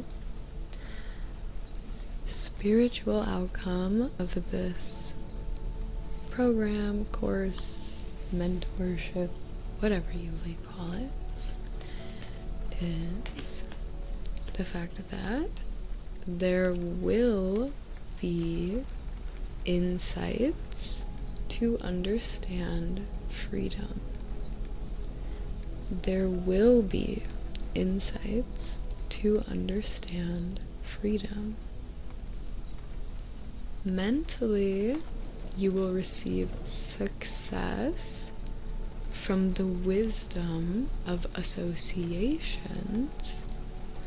You will receive success from the wisdom of associations, and physically there will be a benefit resulting from the understanding of your circle of friends. Very good answers, I will say. I already honestly said that I am a little surprised, but pleasantly surprised. It sounds like this person might, even if they don't have all of the answers, have some sort of wisdom that they can provide to your journey specifically that does ultimately result in a great benefit to you. Sounds to me like there is good, and a lot of good, to be fair, that will come out of this experience and also cause you to move forward with a better ability to maybe navigate these things on your own. I think that's part of where I'm getting the freedom and also benefit from the understanding of your circle of friends. I feel like there will be this aspect of self-knowing, self-understanding, and ability to self-regulate some of the things that maybe have been causing you a hard time in your life and just like going about your day-to-day experiences like everyone else, there seems like there's gonna be progress made in that department, so much so to the point where you will be able to operate pretty independently outside of, you know, spaces like the one that you're thinking of entering into, a paid environment with like a coach or something like that. It feels like maybe this investment will be kind of like a one-time thing, and it will give you the insights to understand how you can have freedom from spaces like this moving forward, if that makes sense.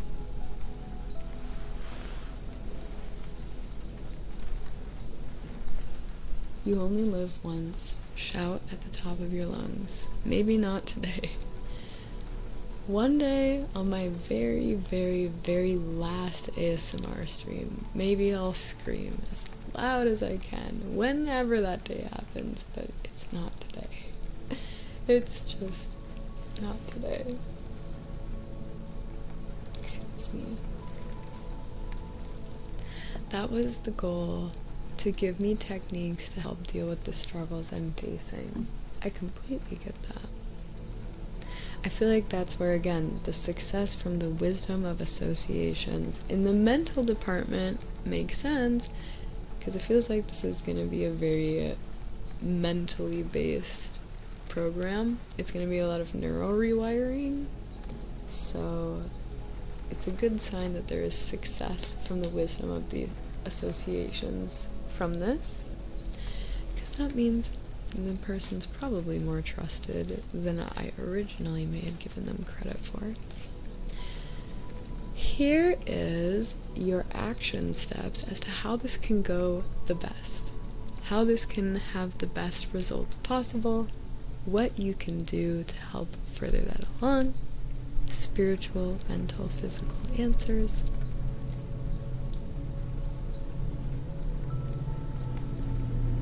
I thought that was another train, but I don't think it is. I think it's a truck. Alright. Spiritually. Spiritually. You need to have faith in your highest ideals for humanity's sake.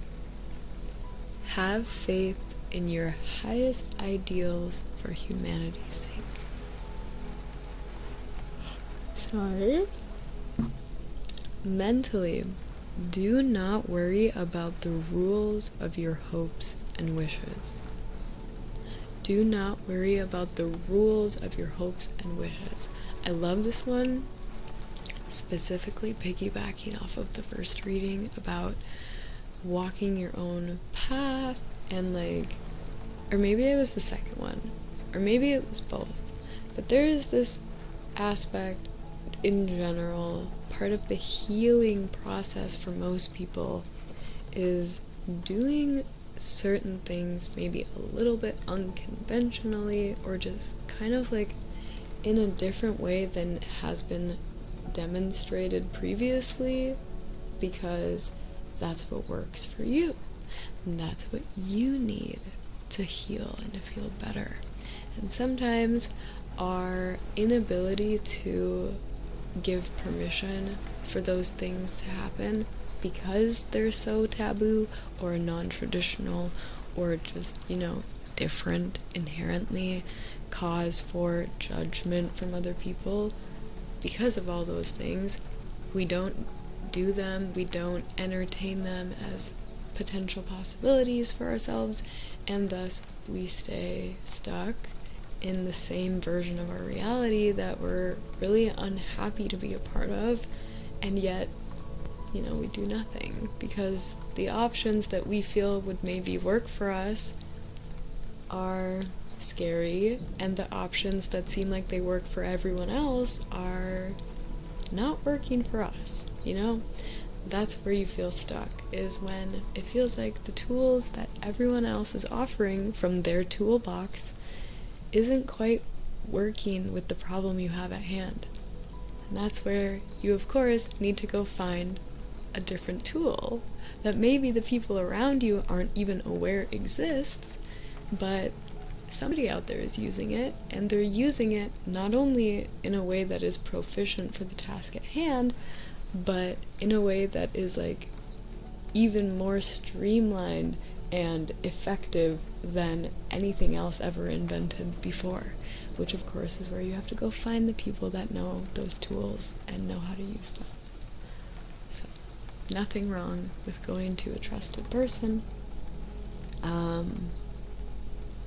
And again, another reason to not worry about the rules of your hopes and wishes, because thinking about the sentiment of the card, I forget it, I think it was this one, the Work Your Light Oracle. It said, the universe is expanding, and so being part of the universe, of course, expansion is your natural inclination. That's your base, like, state of being, is like to expand, to change, to grow, to evolve. And so part of feeling maybe removed from the rules in place for some of these things, hopes, dreams, wishes, is for the sake of not being hindered or clouded by previously existent boundaries, due to the sake that you're supposed to like break those boundaries altogether to reach your dreams and your hopes and your goals. You're supposed to set the new example for the next generation of people to look up to, and not only look up to, but then surpass and break that boundary, right? We're trying to like climb this hypothetical ladder of humanity in terms of like our enlightenment and our knowledge and just like all these different areas that are, of course, a general sense of fulfillment as a whole, as a human race. But then there's a like smaller aspect deep rooted into all of that is just the self-fulfillment, feeling like your life and your like purpose here on earth is being fulfilled simply by you waking up and like taking breaths on this planet, you know, finding that life that's so in line with that brightest version of you, the truest version of you, to the point where just living it is a ripple enough in the ocean of everyone, in the sea of people, right? You living so authentically to your own path, to your own life, to your own uniqueness is the wave necessary for everyone that may be going by the previous rules, because they didn't have any other example. Setting the new example, that's quite a worthy life. And there's a lot of different examples that are still yet to be set that the world is waiting for, right? The universe is waiting to express in many different ways, many different things, and part of your job is to find the expression that is meant for you to express from the universe to the rest of us in the universe. You have a job, you have a message to send, a frequency to put out there, and you just have to dial in, find it, and then put it out there as loud as possible so the most people can hear it. You know? Lastly, physically, now is the time to get it out into the world and do it for the future. Pretty much what I was just saying. What is it? The frequency, your specific resonance. Now is the time to get it out to the world and do it for the future. Not just for yourself, for the future generation of people who are going to look to the precedent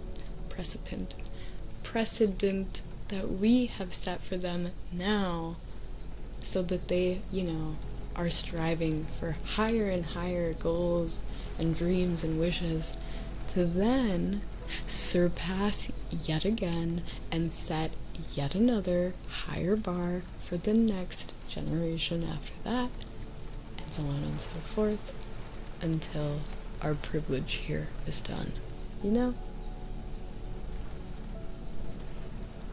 So, good job, you're doing your part. Yay! I don't know how to end all that. That was, anyway, putting a lid on that one. Thanks for listening, and thank you for the reading, Ovoyo. I hope that that answered your question. And again, take those screenshots and just... Can you repeat that? Yeah, hold on, let me just rewind and then click play. No, I could not repeat a word of that to save my life. That is what channeling feels like, is when you just talk and then you can't remember what you said because you're so into it. Just, I don't know. That was pretty epic, honestly. I should have taken notes. You always can. You can go to YouTube and rewatch at any time. The world expanding. True. I remember that part. The world expanding. I want to be an indie game developer, so I would definitely be putting a lot of me out into the world. I have to say, I don't know if our paths are meant to cross in this way or not, if this reading was just, you know, the beginning of a beautiful journey and adventure, but I have to say, I have come on this stream, and you guys have all seen it, you've all seen me say it. I've come on this stream time and time again and said I would love to do voice acting for something like a video game. In specific, an indie video game, nonetheless. So whenever you are at the stage in your development of whatever you're making where you're ready for a vocalist, please reach out to me. Please let me know. If you have a slot for me to work with you, I would love to be a part of a project like that, a small team of people who are trying to make something really cool. I want to be in. Let me know. Just sliding it out there. Sliding it across the table to you. ASMR video game? Absolutely.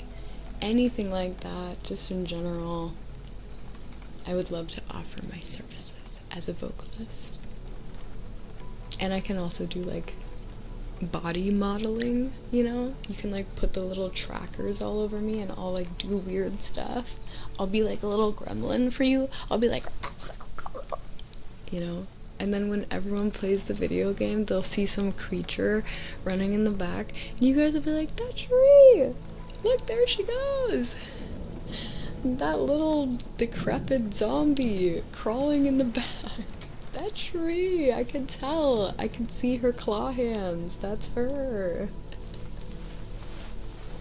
There she is.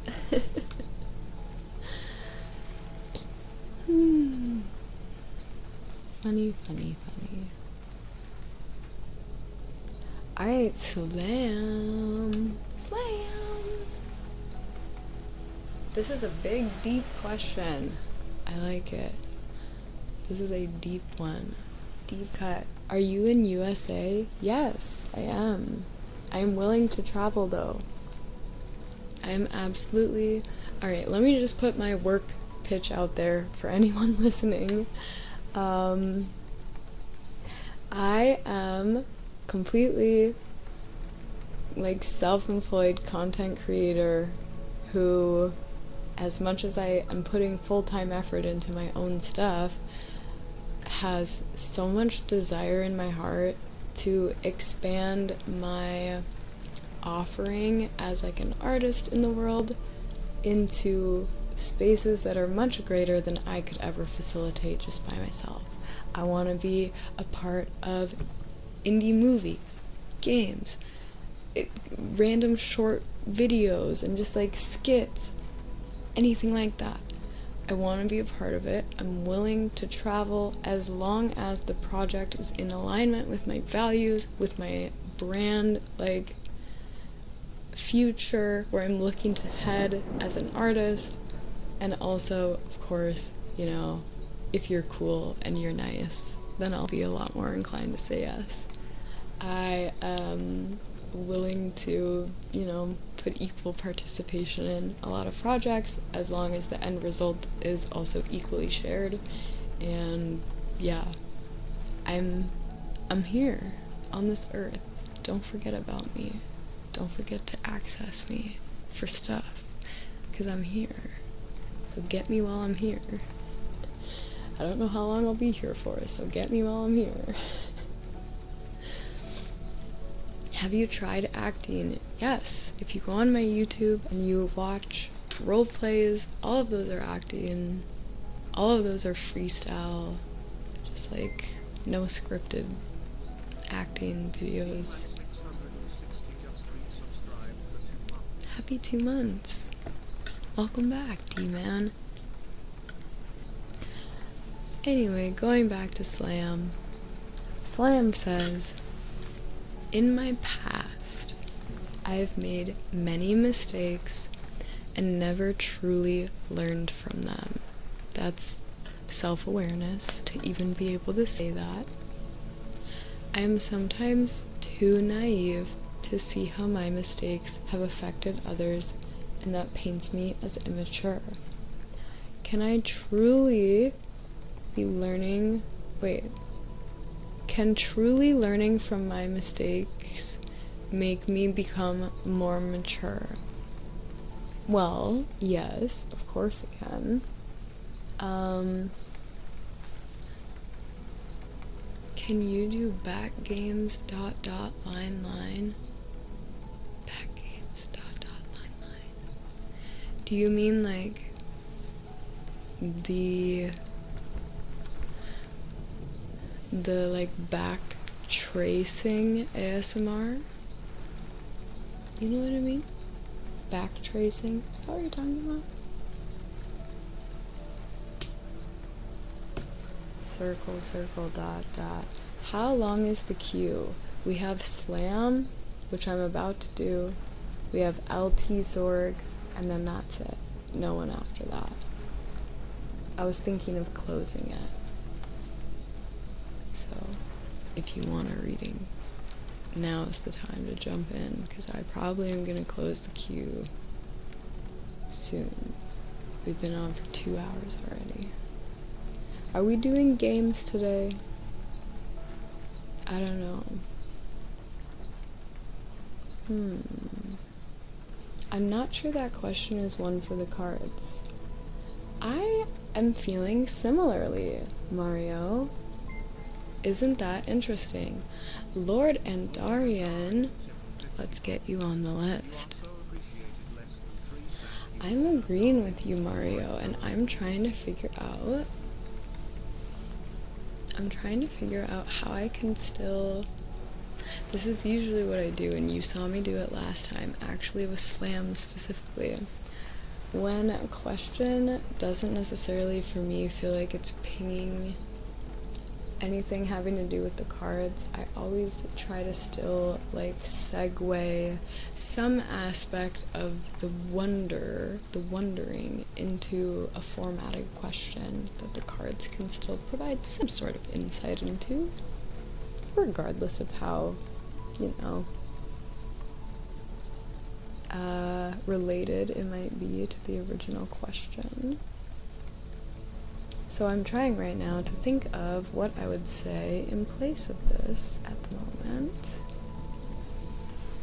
I was gonna do an action immediately, like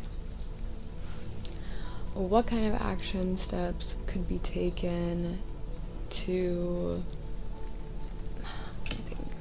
like what kind of actions could be taken for more consistent results, or like, you know what, I'm just gonna pull some cards for you, Slam. I'm just gonna pull some cards with the question, what do you need to know right now? And we're gonna go to the Cat Tarot, because I feel like there's an aspect of growing and just like learning about yourself that you're feeling kind of just like you're having a hard time with. And I'm just gonna ask the cards in general, what can we tell you right now? What can we say to just provide you with some maybe more confident answers moving forward, so you know a little bit better what to do. I never have a question. Last time I had several. It happens, it happens. Cat deck. Gotta love the cat deck. So I think I've decided officially to not do a gaming stream today. But, you know, Sinchobi's gonna be gone tomorrow, so maybe I'll do one tomorrow instead, since they're a little slower. It's not as necessary for the mods to be here. Alright, Slam. I'm gonna go ahead and pick these cards for you. What do we need to know right now? What's going on? What is a good message for this moment? What can Slam here to help them?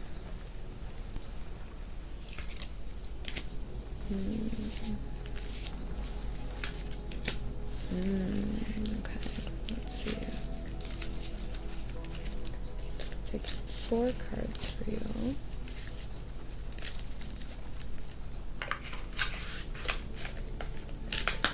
We have the 5 of Pentacles, upright, and then the King of Wands, upright, the Page of Cups in reverse, and the Hermit in reverse as well. Let's see. Love the little braid in the hair. Thank you. I have 7 of them. 1, 2, 3, 4, 5, 6, 7. I did the 7th one as a demonstration, but I was actually hoping I would have 7 in today instead of the 6 I did originally. So, look at us. We're having a 7 day. Alright, 5 of Pentacles. Circumstances have changed and financial comfort seems a thing of the past. What is to be done? Interesting. The picture that is painted by the 5 of Pentacles is not always a pretty one, although it has its comforts. This card reminds us of the potential emotional hardship of the outside world, the threat of eating out of trash cans, sleeping in cold garages, and the other travails of street cat life. Some interpretations, though, are far cheerier, focusing on the wealth that we may find in love and companionship. Interesting. Interesting. So, this card has a lot of facets to it. I'm gonna keep going before we dive into anything. But that was a lot to digest, even just by itself. We have the King of Wands. The crowns on the curtains are no coincidence. You were born to lead, so it's time to act like it. Take control of your life before leading others. I think that's a huge message for you. I don't want to call you out, but I'm gonna, because that's what people do when they care about you. You are always asking about love, relationships, wanting to be like the good partner for a woman, the good like leader, right, for someone, in other words, there is a part of this, the uncertainty of where to go next, that is necessary for you to be able to be in that position for someone else, to be taking charge, to be making decisions. You need to first, inside of yourself, know where you're going. Where are you going? You need to be confident in that, regardless of what anyone else is going to do and say or think or feel, before you can even consider another person adding themselves into the picture. So again, take control of your life before leading others.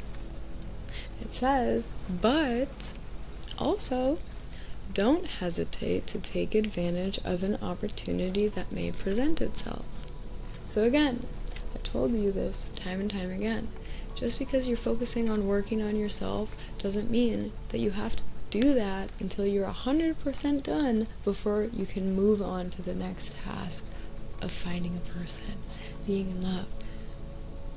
It's probably going to happen before you ever get even close to 100% done working on yourself, because I actually don't think that ever happens. I say this all the time. I personally feel like people are consistently a work in progress. Sure, there is an aspect of being happy with your progress thus far, so much so that you are accepting of the person you are and you're proud of that. But I think it's a little silly to be so satisfied with things that you never feel like you should strive to be any better at anything at any time for the rest of your life. That's just my opinion. But again, it's not to say that if you're going to focus on yourself, those opportunities are not going to present themselves anymore. Like you're closing the door to them if you're opening the door. That's prioritizing. I feel like it's always usually the contrary. The more you focus on yourself and divert your attention into your own needs, invest time into yourself, the easier and faster I feel like the journey becomes to finding another person. Because again, there's a lot more for them to be attracted to if you're being your fullest version of self. Lastly, it says, the king is pure fire, a natural role model, the ruler of the jungle. Go roar. So this is about being bold, which I'm gonna need to come back to this one in a moment to see how those couple up together. But again, I just feel like there's always this aspect of get in the driver's seat of your life. Get in the driver's seat. Take control of the wheel. You know what I'm saying? Right, we have the cups, page of cups in reverse. And this card states, upside down, that kittenish energy can spell frustration and immaturity. Probably what you're feeling right now. You're tired of feeling immature, you're tired of feeling like a kid, right? You want to grow up. There is a little too much drinking out of the toilet and not nearly enough responsibility happening. It is time to pull it together and get down to whatever you're avoiding. That is a huge sentiment of this issue.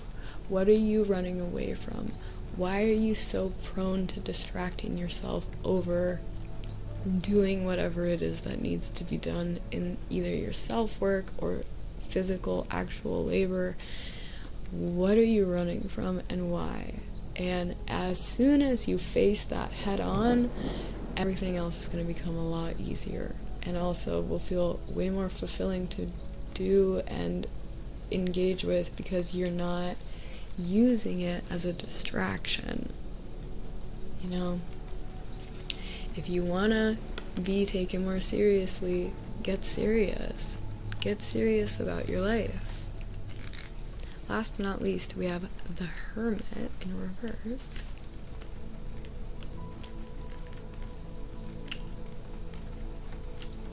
Also, again, I'm being harsh out of care. It's tough love. That's what this is. The Hermit card reminds us not to be scaredy cats. The world needs your wisdom. Come out of your cave and share it. Period. The Hermit card reminds us not to be scaredy cats. The world needs your wisdom. Come out of your cave and share it. Period. So, all in all, a lot of the general themes of today are get in yourself. Get into yourself. Get into it. Whatever it is for you, get into it. It is time to dial the dial all the way up. Whatever makes you, you, we're dialing that dial all the way up. We're cranking it up. Cranking up the heat. Because there's no room anymore for half-assery. There's no room anymore to be a watered down version of you. We're not doing it anymore. We're done with that. We're done with that because that's not helping us fully and truly align with the people we want to be around, the places that we want to be in, and more importantly, the self that we want to continue to become in the comfort of the people who really love us and want to continue to see that version of us grow and expand. Prioritize yourself, put yourself in the driver's seat, and put your foot on the gas, baby. It's time to go. Full force. 2 more readings we have. 2 more readings. We are rolling along like a little wheel. Rolling along. Thank you, Slam. I appreciate you taking it in.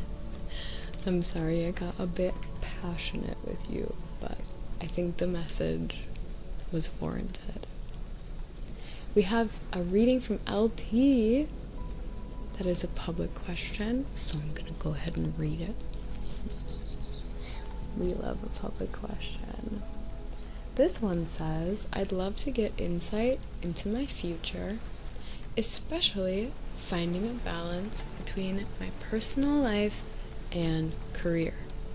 I'm 40, so I'm hoping to find the love of my life, but I know I can be a bit of a handful.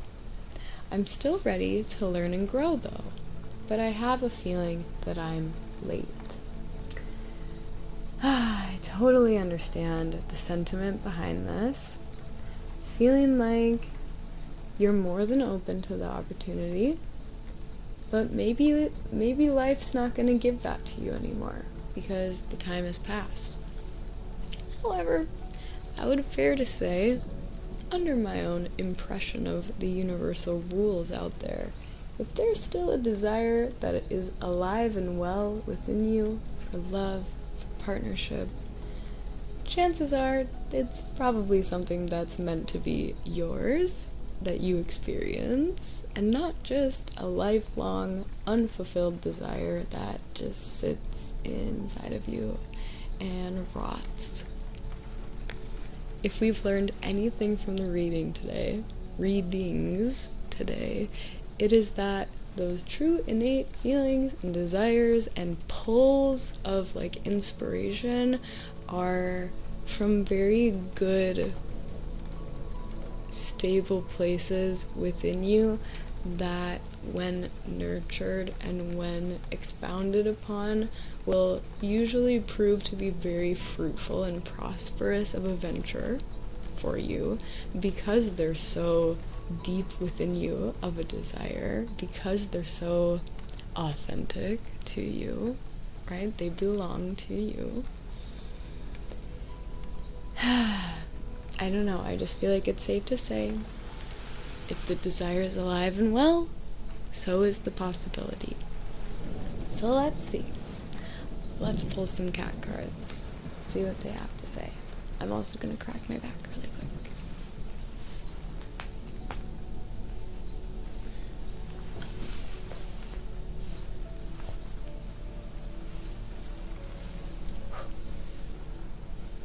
That felt good.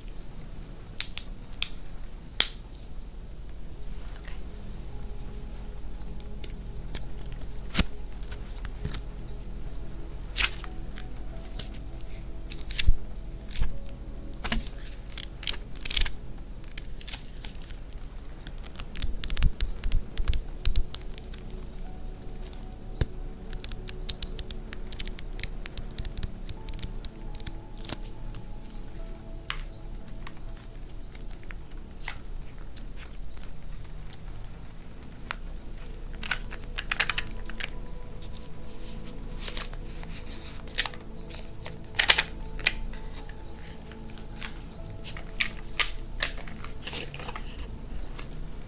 That was weird.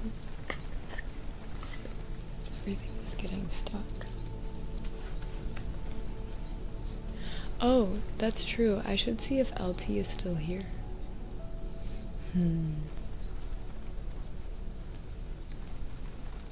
LT. You are. Hello. Good. I'm glad. I am going to do my nails tonight. I know that for sure. I'm excited.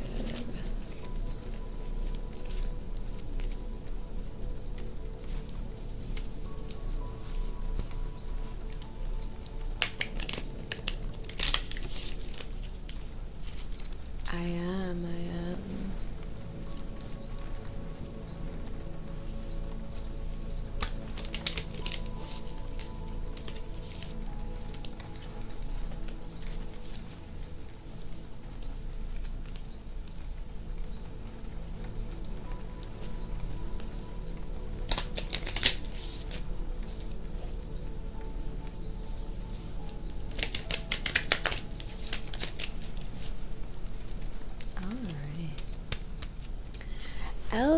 LT. Don't believe Lord Endarian is though. Haven't heard anything on YouTube. Okay. Let's plan on maybe postponing that one then. Never mind, LOL. Oh. So funny. I love that timing. Okay, cool. Perfect. Everything's working out so good. Alright. Let me read this question one more time. Or LT.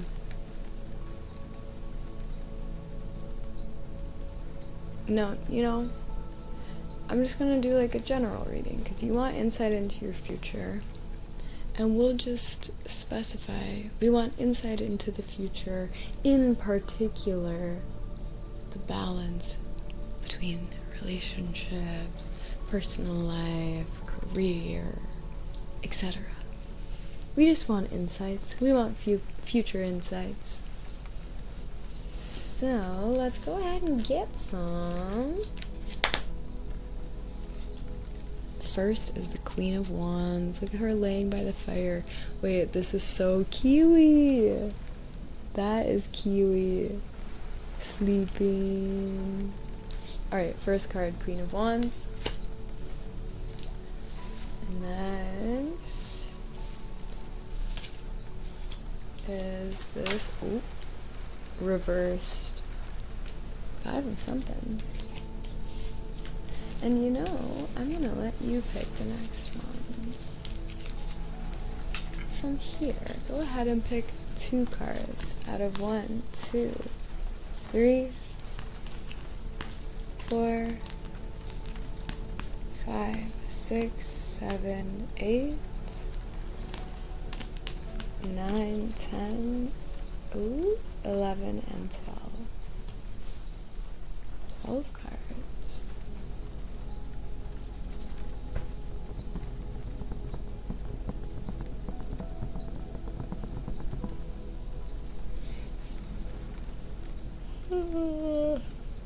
Sorry. 3 and 10, please. 1, 2, 3, 4, 5, 6, 7, 8, 9, 10. Interessante.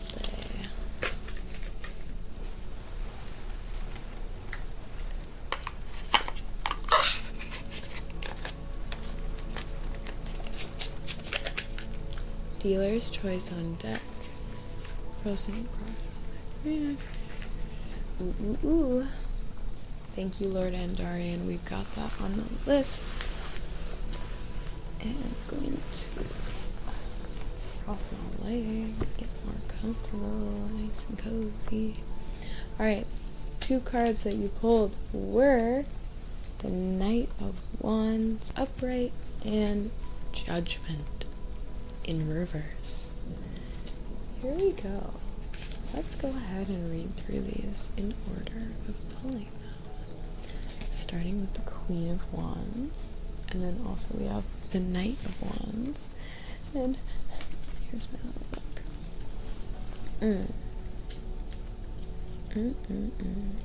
Queen of Wands. The Queen of Wands exudes conference. She exudes confidence. The Queen of Wands exudes confidence. She is a seer, strong, capable, vibrant, fearless, and ambitious, no matter how sleepy she may look. Under the watchful eye of the mighty Leo, the Queen both absorbs and radiates the fire's warmth. Even in sleep, she rules her domain. Be as fearless and independent as she is. Find strength to have faith in yourself and to stand up for what's right. Right after the snap is over. Again, standing up for ourselves, loud and proud, independently, standing on your own path, regardless of how that may come across to anyone else. This is the 5 of Swords in reverse, and this says, there is an end to your clashes ahead, but there is a lot of mess to clear away first. Ignoring each other doesn't resolve anything. There's arrogance, volatility, shame, and remorse to be waded through. Maybe even a little biting and clawing at those around you. Compromise is everything, and this is the tipping point. Things are either going to get much better or much worse, and the result is up to you. Guess what? When I pulled this card, I looked at it and I was like, I don't think you belong here. But I think it might belong just upright. There's something about this card, I don't know. I pulled it this way and I was like, that doesn't feel right. And I accidentally showed it like this, and you saw me go, ooh. I was like, it's supposed to be this way, but I feel like it's wanting to go upright. So I'm going to read the upright to you as well. Your position at the forefront, seemingly larger and more powerful than the cats behind you, speaks volume to the growth and healing you've achieved. That said, you cannot ignore that backs are turned. There is discord here too. You may be holding on to bad habits, doubts, fears, and if you can let go and compromise even a little, even more progress lies ahead. It won't be easy, but the destruction and conflict can be resolved. Pretty similar to the reversed meeting, but I think I liked that one a little more. I felt like it was a little more accurate. Moving to Judgment. This card in reverse says, this reversed card is a reminder that you do not have to weigh every detail. Unlike the reading earlier with Virgo, you do not have to weigh every detail. Insignificant matters may be clouding your judgment. Remember that justice is blind and look away. What a powerful sentiment. Remember that justice is blind and look away, which in abstract concept I feel like is basically supposed to be saying trust in like the natural order of the universe, the natural balance that already plays its part in everything that we interact with, and then, you know, take that trust, take that knowing, and apply it so deeply into your own life that your worries are almost null and void, because you just kind of know, just like everything else in life, things are unfolding just as they should for you and for everyone else involved, you know? Interesting. We have the Knight of Wands. I almost said the King, but he's just a little knight, and he's the Knight of Wands. And he has a message that says, you are being controlled by your impulsive nature. Those colorful ribbons in your line of vision are pretty hard to resist. And maybe those same things are the ones that the last card was talking about. The, you know, what did it say?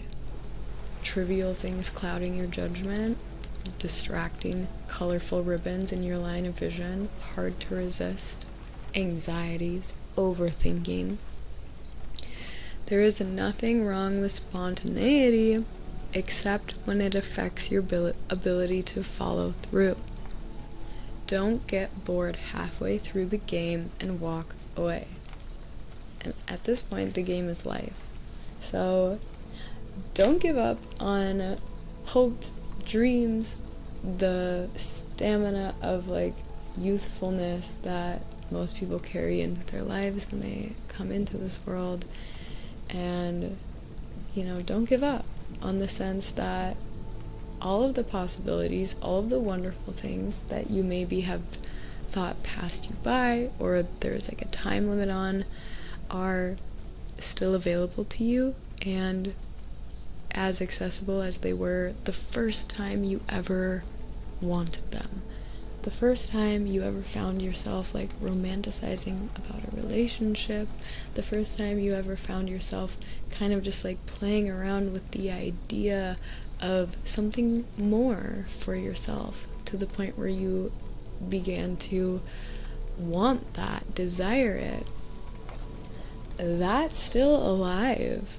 The fact that you haven't gotten it, it just means that it's still out there waiting to be experienced. It doesn't mean that it's a sign because you haven't already gotten it that, guess what, it's just never gonna come. Nope. It's there. Like I said, I would fair to say if you have such an active desire for it, it's because it's pretty much like begging to be experienced by you.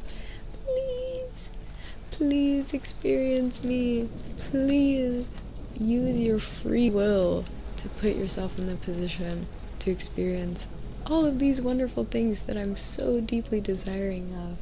Love, relationship, life, balance, career, personal life, everything unfolding just as you always wanted it to, and at the age with the wisdom for you to perfectly show up in your place, in the environment, in the experience, for it to not only be good and well initially, but to stay that way consistently. Let me ask you this, and it's just a hypothetical, objective question, but I think it might help put things into perspective. Would you rather, and this answer could be different for everyone, so, just ask yourself honestly, would you rather spend up to 40 years, maybe even 45, 50 years, a good time of your life by yourself, learning, growing, figuring out who you are, who you want to be when you're interacting with your closest friends, families, loved ones, spending that time getting so deeply into yourself that when a relationship does approach your life, you are able to show up as such a good partner that love remains like in your life and very thriving as like a feeling for both of you up until the day of your passing. The rest of your life, you have that intact. Would you rather experience it then, when you're ready, with all of that future still left to experience, or would you rather, when you were younger, have, gone through those experiences so many times that maybe you're 40 and you've been in love however many times with however many people, and because it never worked out for you, you've almost but convinced yourself love's not for you because you've already tried and it didn't work? Or, I don't know, like feeling like you're at the same position in your life but with less hope for that being a possibility ever happening at all for you because you're so jaded by your experiences. I just feel like I'd rather be in your position where I could potentially have the love of my life for the rest of my life because I'm ready for it. I've done the work. I've lived long enough as myself where I know who I am, I know what I want, and I know what I bring to the table. And therefore, whenever I get the opportunity, the first time, I do a good job and I get the reward of a lasting, healthy, happy relationship.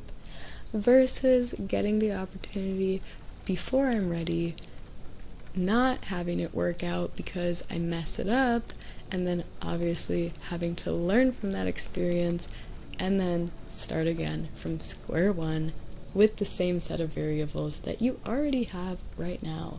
Knowing who you are, knowing what you're gonna maybe do or not do to help or hurt a relationship, and then going forward with that knowledge, doing the best you can to, set yourself up for success in a relationship. That's what I would prefer. So, I don't know, maybe put that into perspective, that it's not so bad of a situation to be in after all. To have the prospect of all of those things still on the table with the hope alive and intact, and a really, really solid foundation of self. Sounds to me like a perfect recipe for a very successful future. And thus, all you need to do is wait for the seed, for the spark, for the start. Because I tell you guys this all the time, but if you're desiring a relationship that truly lasts the rest of your life, are you ready for this knowledge? Are you ready for this truth? If you are wanting a relationship that lasts for the rest of your life, think about the fact that whenever you meet that person, that's the day one of forever. The rest of the time that you are here on this earth, you know and love that one person. That's pretty crazy, right? To think about meeting a stranger and having no idea that that's gonna end up being the person that you are deeply in love with for the rest of your life. Pretty big deal, pretty crazy to think about that occurrence happening with anyone in life, let alone, it being so meaningful at the end of the day, and obviously not being able to predict who or what that person is until it happens to you. And thus, maybe it's okay that that's not happening right this second, because doesn't that also sound a little overwhelming sometimes? Thank you for the bit slam. Like, doesn't that sound like a little, whoa, okay. I know some of you maybe are very, like, longing of that, and you're like, no, it can't come soon enough, it can't come fast enough. But if there's even, like, a part of you that thinks to yourself, well, maybe I'm not quite ready yet for day one of forever. Maybe I'm not quite the person I would like to be for that day one interaction. Wait, I'm not quite ready. Hold on, I have a little bit more to do.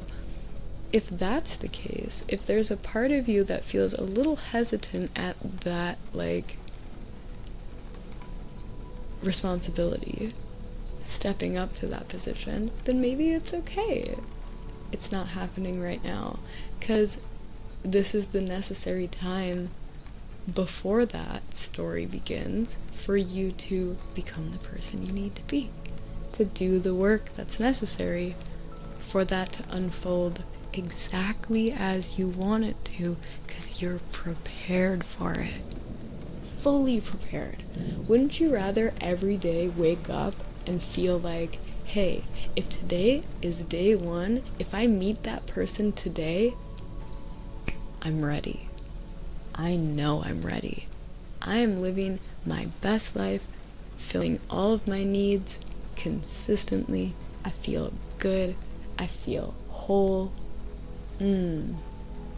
Any day could be the day. I'm ready.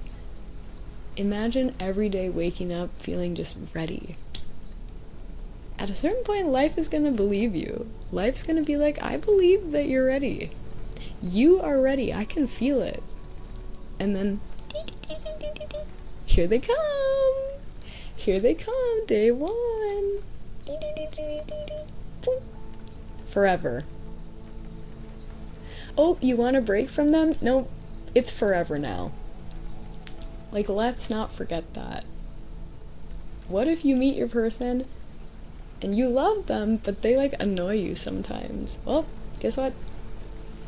It's forever, so I hope you better get used to it. Wouldn't you rather understand how to be patient before you meet that person who might, annoy you half the time? Wouldn't you rather learn within yourself how to deal with anger, frustration, things that you would never want to take out on them, because it's gonna happen, probably. Imagine how many different things you're gonna inevitably experience together in forever. A lot. There's a lot that lies in forever. So don't you want to be prepared to show up as best you can whenever that starts, whenever that story begins? I think you do. And if that's the case, and if you don't already feel ready, take it as a sign you're still growing right now. You're still transforming into this person, the person you know you need to be deep down for that story to start on the right note, on the right foot, for everything to unfold just perfectly for forever. Huge ask of the universe, and yet it fulfills it for people all the time. So just take your time. Take your time. And remember, whenever it starts, it's forever. So understand that's kind of a lot to prepare for, and it's okay if it takes a little bit to get ready. That's okay. It's worth the wait. It's worth taking the time to get ready. You know what I'm saying? I know you do. I know you know what I'm saying.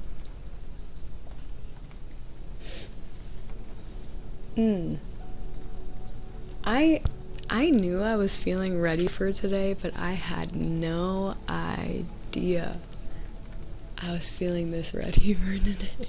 I'm feeling like, good job translating all of the wisdom that you've learned in your life experiences. I'm proud of you. You're saying lots of words today.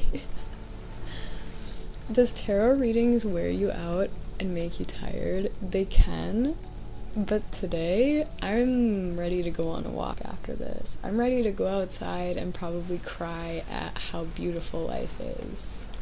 That's usually how these readings make me feel.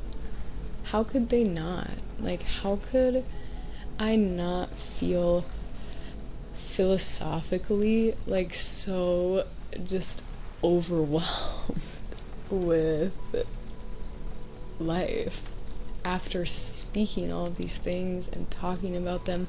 I believe what I'm saying. I'm not just saying it to say it. I believe all of what I'm talking about right now. Wholeheartedly believe it. And obviously, if it's inspiring to you, imagine how I'm feeling right now. I'm feeling like life is worth living. And I really am trying so hard to continue to engage in conversations and, create spaces that nurture that sentiment that life is worth living. Because there's a lot going on right now. I know you guys understand what I mean when I say this. There's a lot going on right now that I feel is making the opposite feel very much also alive. That life is maybe not worth living right now.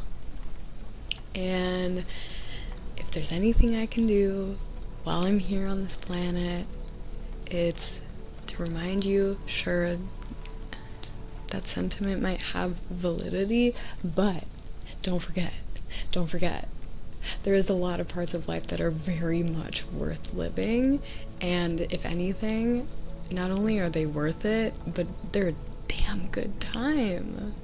It is a damn good time. It's fun over here in life that's worth living. So keep helping me cultivate this space, because it feels really good. I think it feels good for you too. And I know I need this really bad. I will never not need this, so I'm gonna keep showing up, and I hope you do too. Also, I really, really, really love you guys so much. I love this space. I love this community. I love week after week getting so deep here and so emotional and so human with you guys. Thank you for letting all of this exist, and at the same time putting it all aside to just do some random ASMR half the time. It's beautiful. The balance is beautiful. I feel like there's room for all things to exist here, and that's so special. The train is coming, so I'm gonna turn the volume down just a little bit for a sec while I shuffle the cards. Deck of choice. Lord and Narion is our last reading, and they asked, they are approaching a crossroads in career. Should they remain in their current teaching role or return to an old position that they have a long experience with, or something else? Stay tuned. I'm gonna turn this down. Oh, look who's back.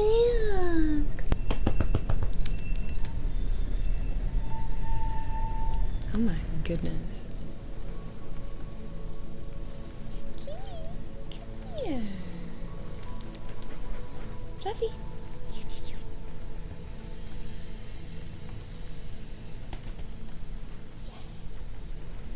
That's good. That's nice. She's like, gotta get back to my spot. Very nice.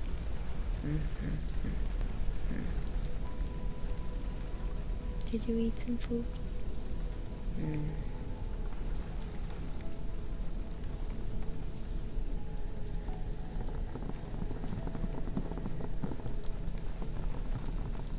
Oh, good night.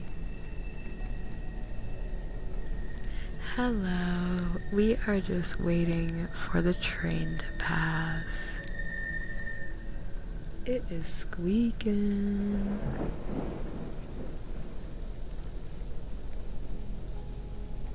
Yeah, you just have to let me know in advance about when you guys are gonna play. But yes, I definitely want to join.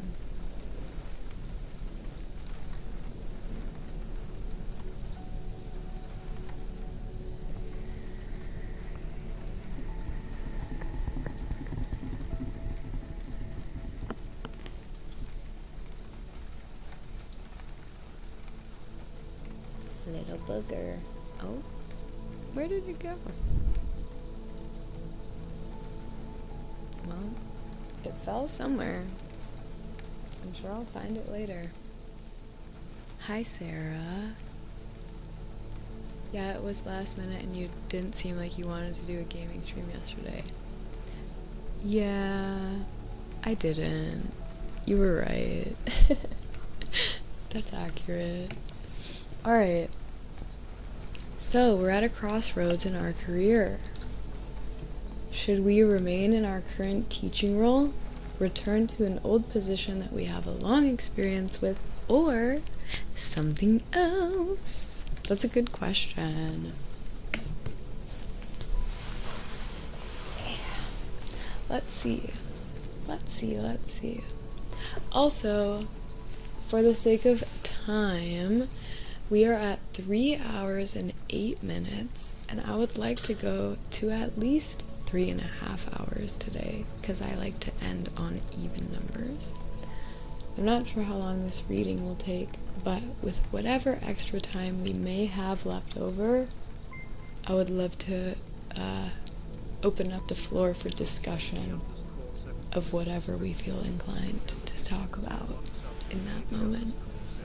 I doubt we'll have a lot of time, but we'll see. Hey, that's crazy that you've given 432 subs. And shout out to JD.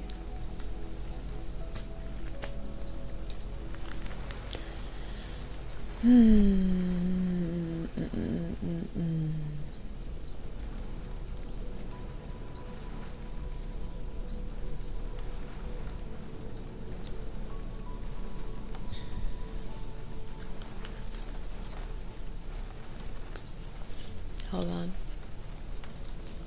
I'm gonna ask for lack of formatting. Thank you. Hope you're well too. For lack of a better formatting, I am going to ask quite literally, yes or no, should you stay at your job? Venus. I believe that's a yes. Venus says, yes, everything looks beautiful.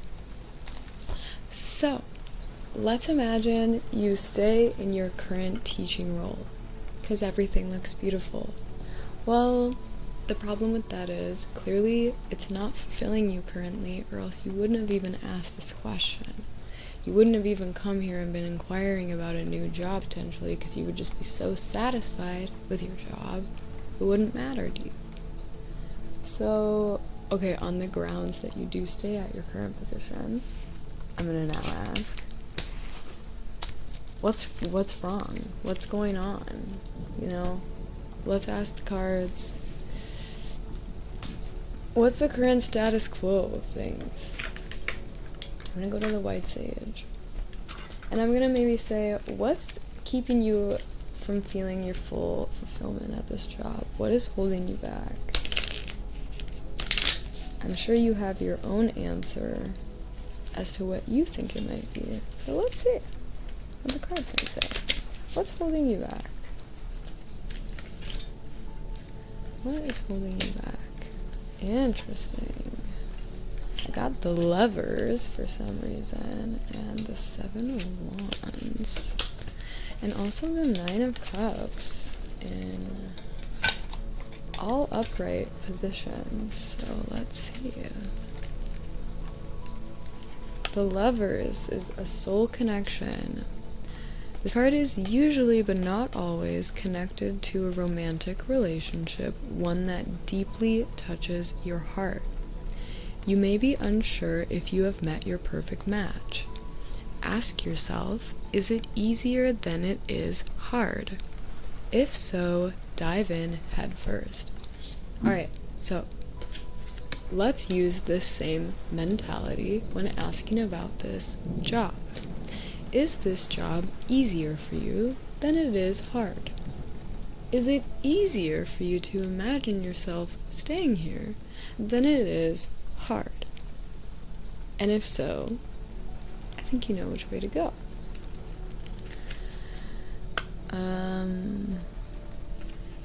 Yeah, that one's interesting for this context, because it's basically like, if you're not quite sure if this is the right thing for you, ask yourself, would you have an easier time with it or without it?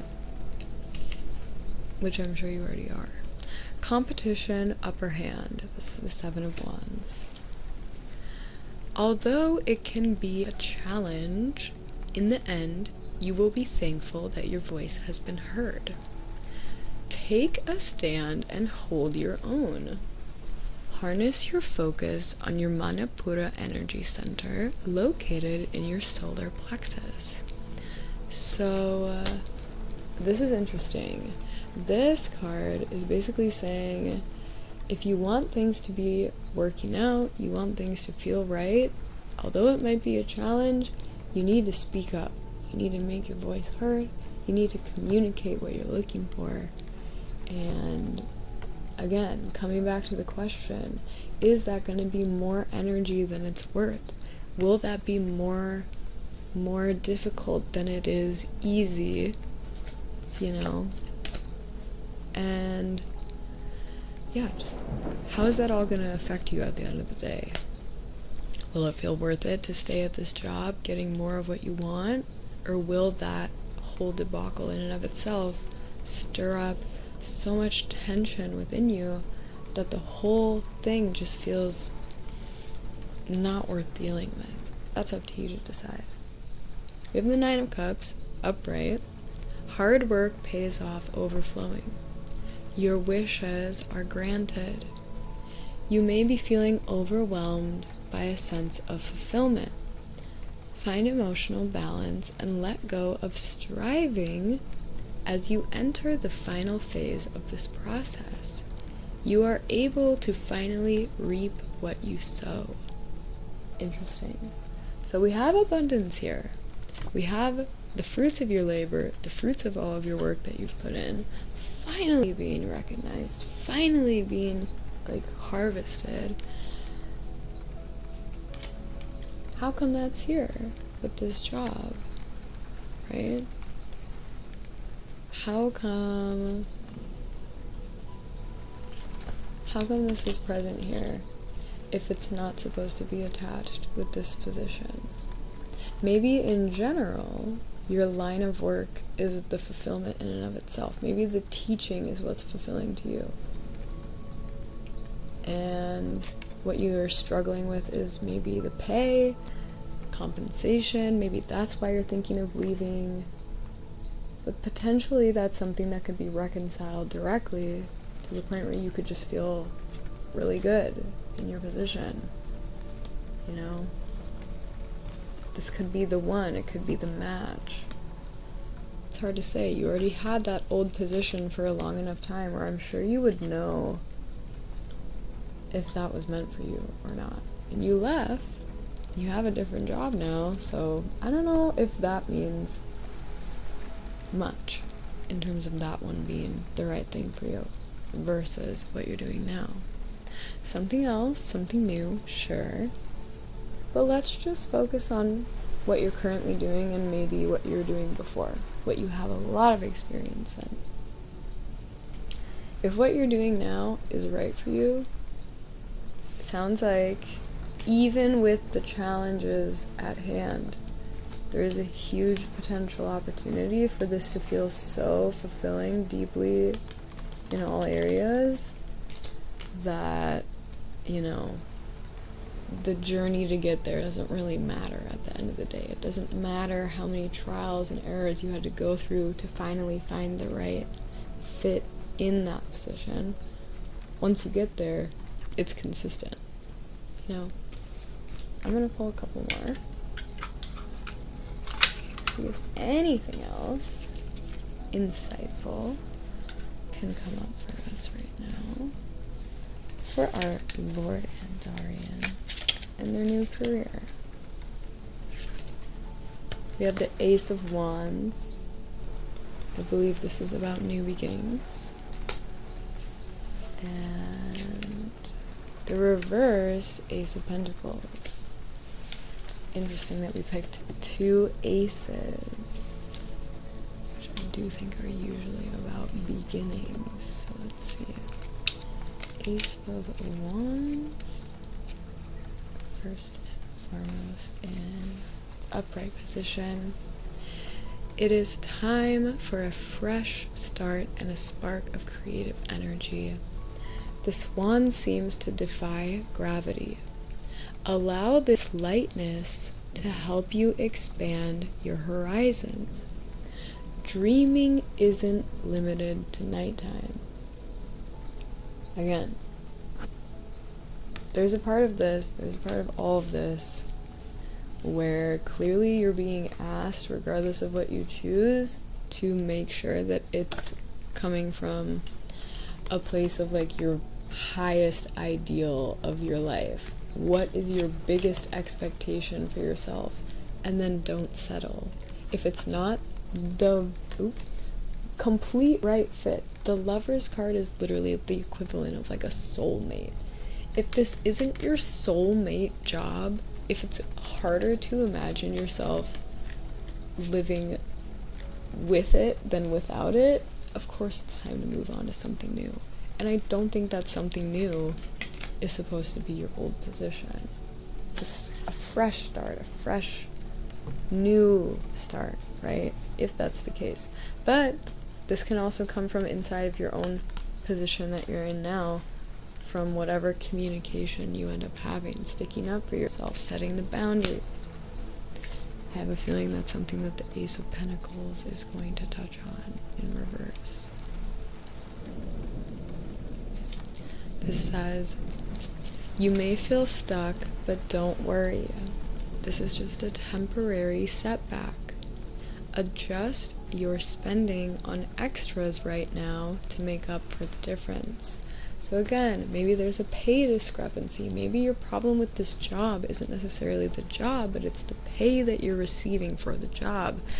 There seems like there may be potentially room for that to be reconciled in the future with, you know, conversations that are not easy to have, but they're worth it in the end. The effort is worth the risk, okay? Hold on, I lost my train of thought. I had it so good. Adjust your spending on extras right now to make up for the difference. Again, part of asking yourself, is it easier to imagine life with, without, with or without what? Given things, you know? For me, it was a willing investment to quit my teaching job for the benefit of more free time. However, I was sacrificing things that I knew wouldn't be immediately replaced. It was a very fulfilling position for me regardless of the pay, in more ways than one, to the point where I hesitated, you know, abandoning it, all things considered. There was an equal trade-off there for a long time for me. So I feel like that's where you have to ask yourself about this position now. Or that's what you have to ask yourself, not where. Yeah. Very interesting. Very, very interesting indeed. And I've gotta be quite frank with you. My brain hurts a little bit. I feel like I need to, like, massage my temples. But all in all, to cap out that reading, to close it out, and to close out all of the readings for today, dreams are alive, and they will be as long as you are alive to dream them. Your dreams are your dreams for a reason. As cliche as it will always sound, your path is unique to you, and that unfortunately means, just inherently, that there are parts of your journey you will have to walk alone. Maybe not alone in company, but alone in direction. The path that you are on will sometimes be so foreign and unfamiliar to everyone around you that you will have to purposefully outsource relating people to your journey from elsewhere outside of your circle, for the sake of having solidarity and a sense of I don't know, feeling like you're not crazy for chasing after the things that you are. Because other people are chasing them just as passionately as you. And I know for most people, even one more person flocking as the same feather makes them feel a little bit more confident in the feathers they may be wearing. So, if you find yourself in a position where you long for a life that no one else around you is living, try to find a living example of that and use that as your inspiration.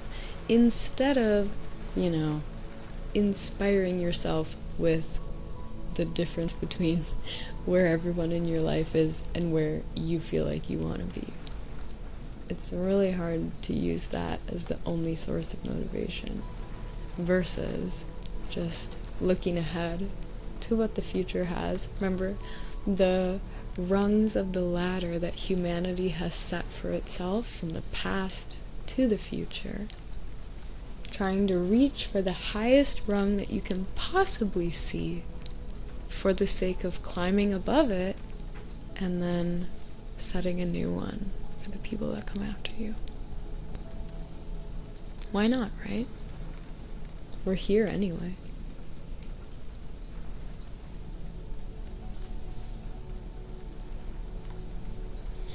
Got about 5 minutes. So if anyone has anything to say, we have a lot of ground covered today.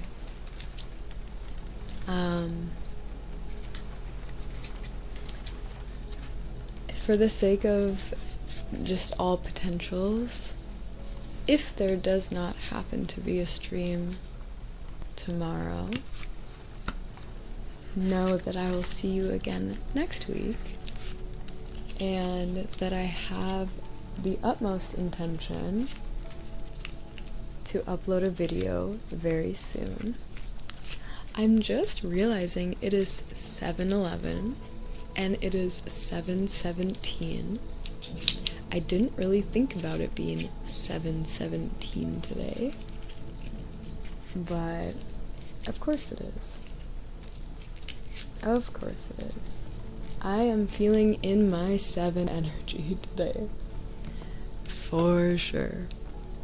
Yes, 777. I'm feeling it. Let me take a little...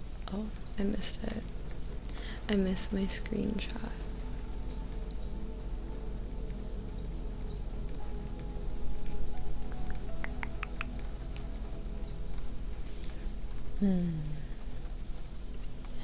My big question is, when are you doing the Southern Gals, Shay, May, and Cherie again? We'll see. We will see, but eventually. There will always be more coming, eventually. I just love to be here when I can. You're an amazing person and human. Thanks a lot. You're so welcome. Give it 5 minutes and it will be 7:17 on 7:17. I'm definitely gonna take a screenshot of that. I always screenshot the times because I'm weird. I am a little weird. You're right. You're right about that. I'm not ashamed to say it. I am. So what? So freaking what? Well, listen up. This has been a phenomenal stream today. Full of so many things. So many words. And I appreciate your time, your presence, your kindness, just the energy in general that you were able to contribute into the space here today. I don't take it lightly to be able to hold a piece of your attention. And while I have it, I would be silly not to mention that very soon, many things are going to be announced, including the additional information necessary, thank you Mark, for the Streamer Awards to begin having voting participation and, you know, just more involvement from you as the viewers. All of that will be announced very soon. More collaborations with other artists very, very soon. And just a lot of things. Could you update us on Instagram if there is a stream or not tomorrow? I actually normally update on Discord. Join the Discord if you haven't already. But I can try to also update on Instagram. Yes. But moreover, there's tons of resources available in the chat. If you type in different commands, you can also type in just !commands, and it will give you a list of all of the things that you can toggle in the chat. I've got a lot of social media links for you to check out. Instagram, Twitter, Patreon, YouTube. Hey, thanks for the Prime sub. That's pretty much it. I think, so not a bunch of social media, enough. And the Discord, of course. We've also got jewelry coming eventually. Sooner rather than later. I'm designing a new collection, so that will be coming soon. And definitely YouTube videos are in the works. I need to film a few, but I have a lot of concepts in mind. A lot of alive concepts, so we'll see. I'm gonna take a break from talking. I'm probably gonna take a nice 2-hour vow of silence after today and just sit with myself. I meant it when I said I was gonna go out and just kind of go marvel at the beauty of the earth. I think that's where I'm feeling called right now. So I'm gonna go do that. And I'll be back whenever the time is right, either tomorrow or next week. And I hope to see you then. And in the meantime, I'm sure I'll see you in a new video on YouTube. So be sure to go subscribe, turn on the notifications, and be sure not to miss it. Thank you for an amazing stream. I'll see you very soon. Have an amazing rest of your day, night, evening, morning, afternoon, wherever you are on the earth, whatever time it may be for you right now. Make it a good one. Love yourself. Embrace who you are. Don't dim that light. Keep shining bright. And I'll see you in the next one. Ciao for now. Take care, everyone.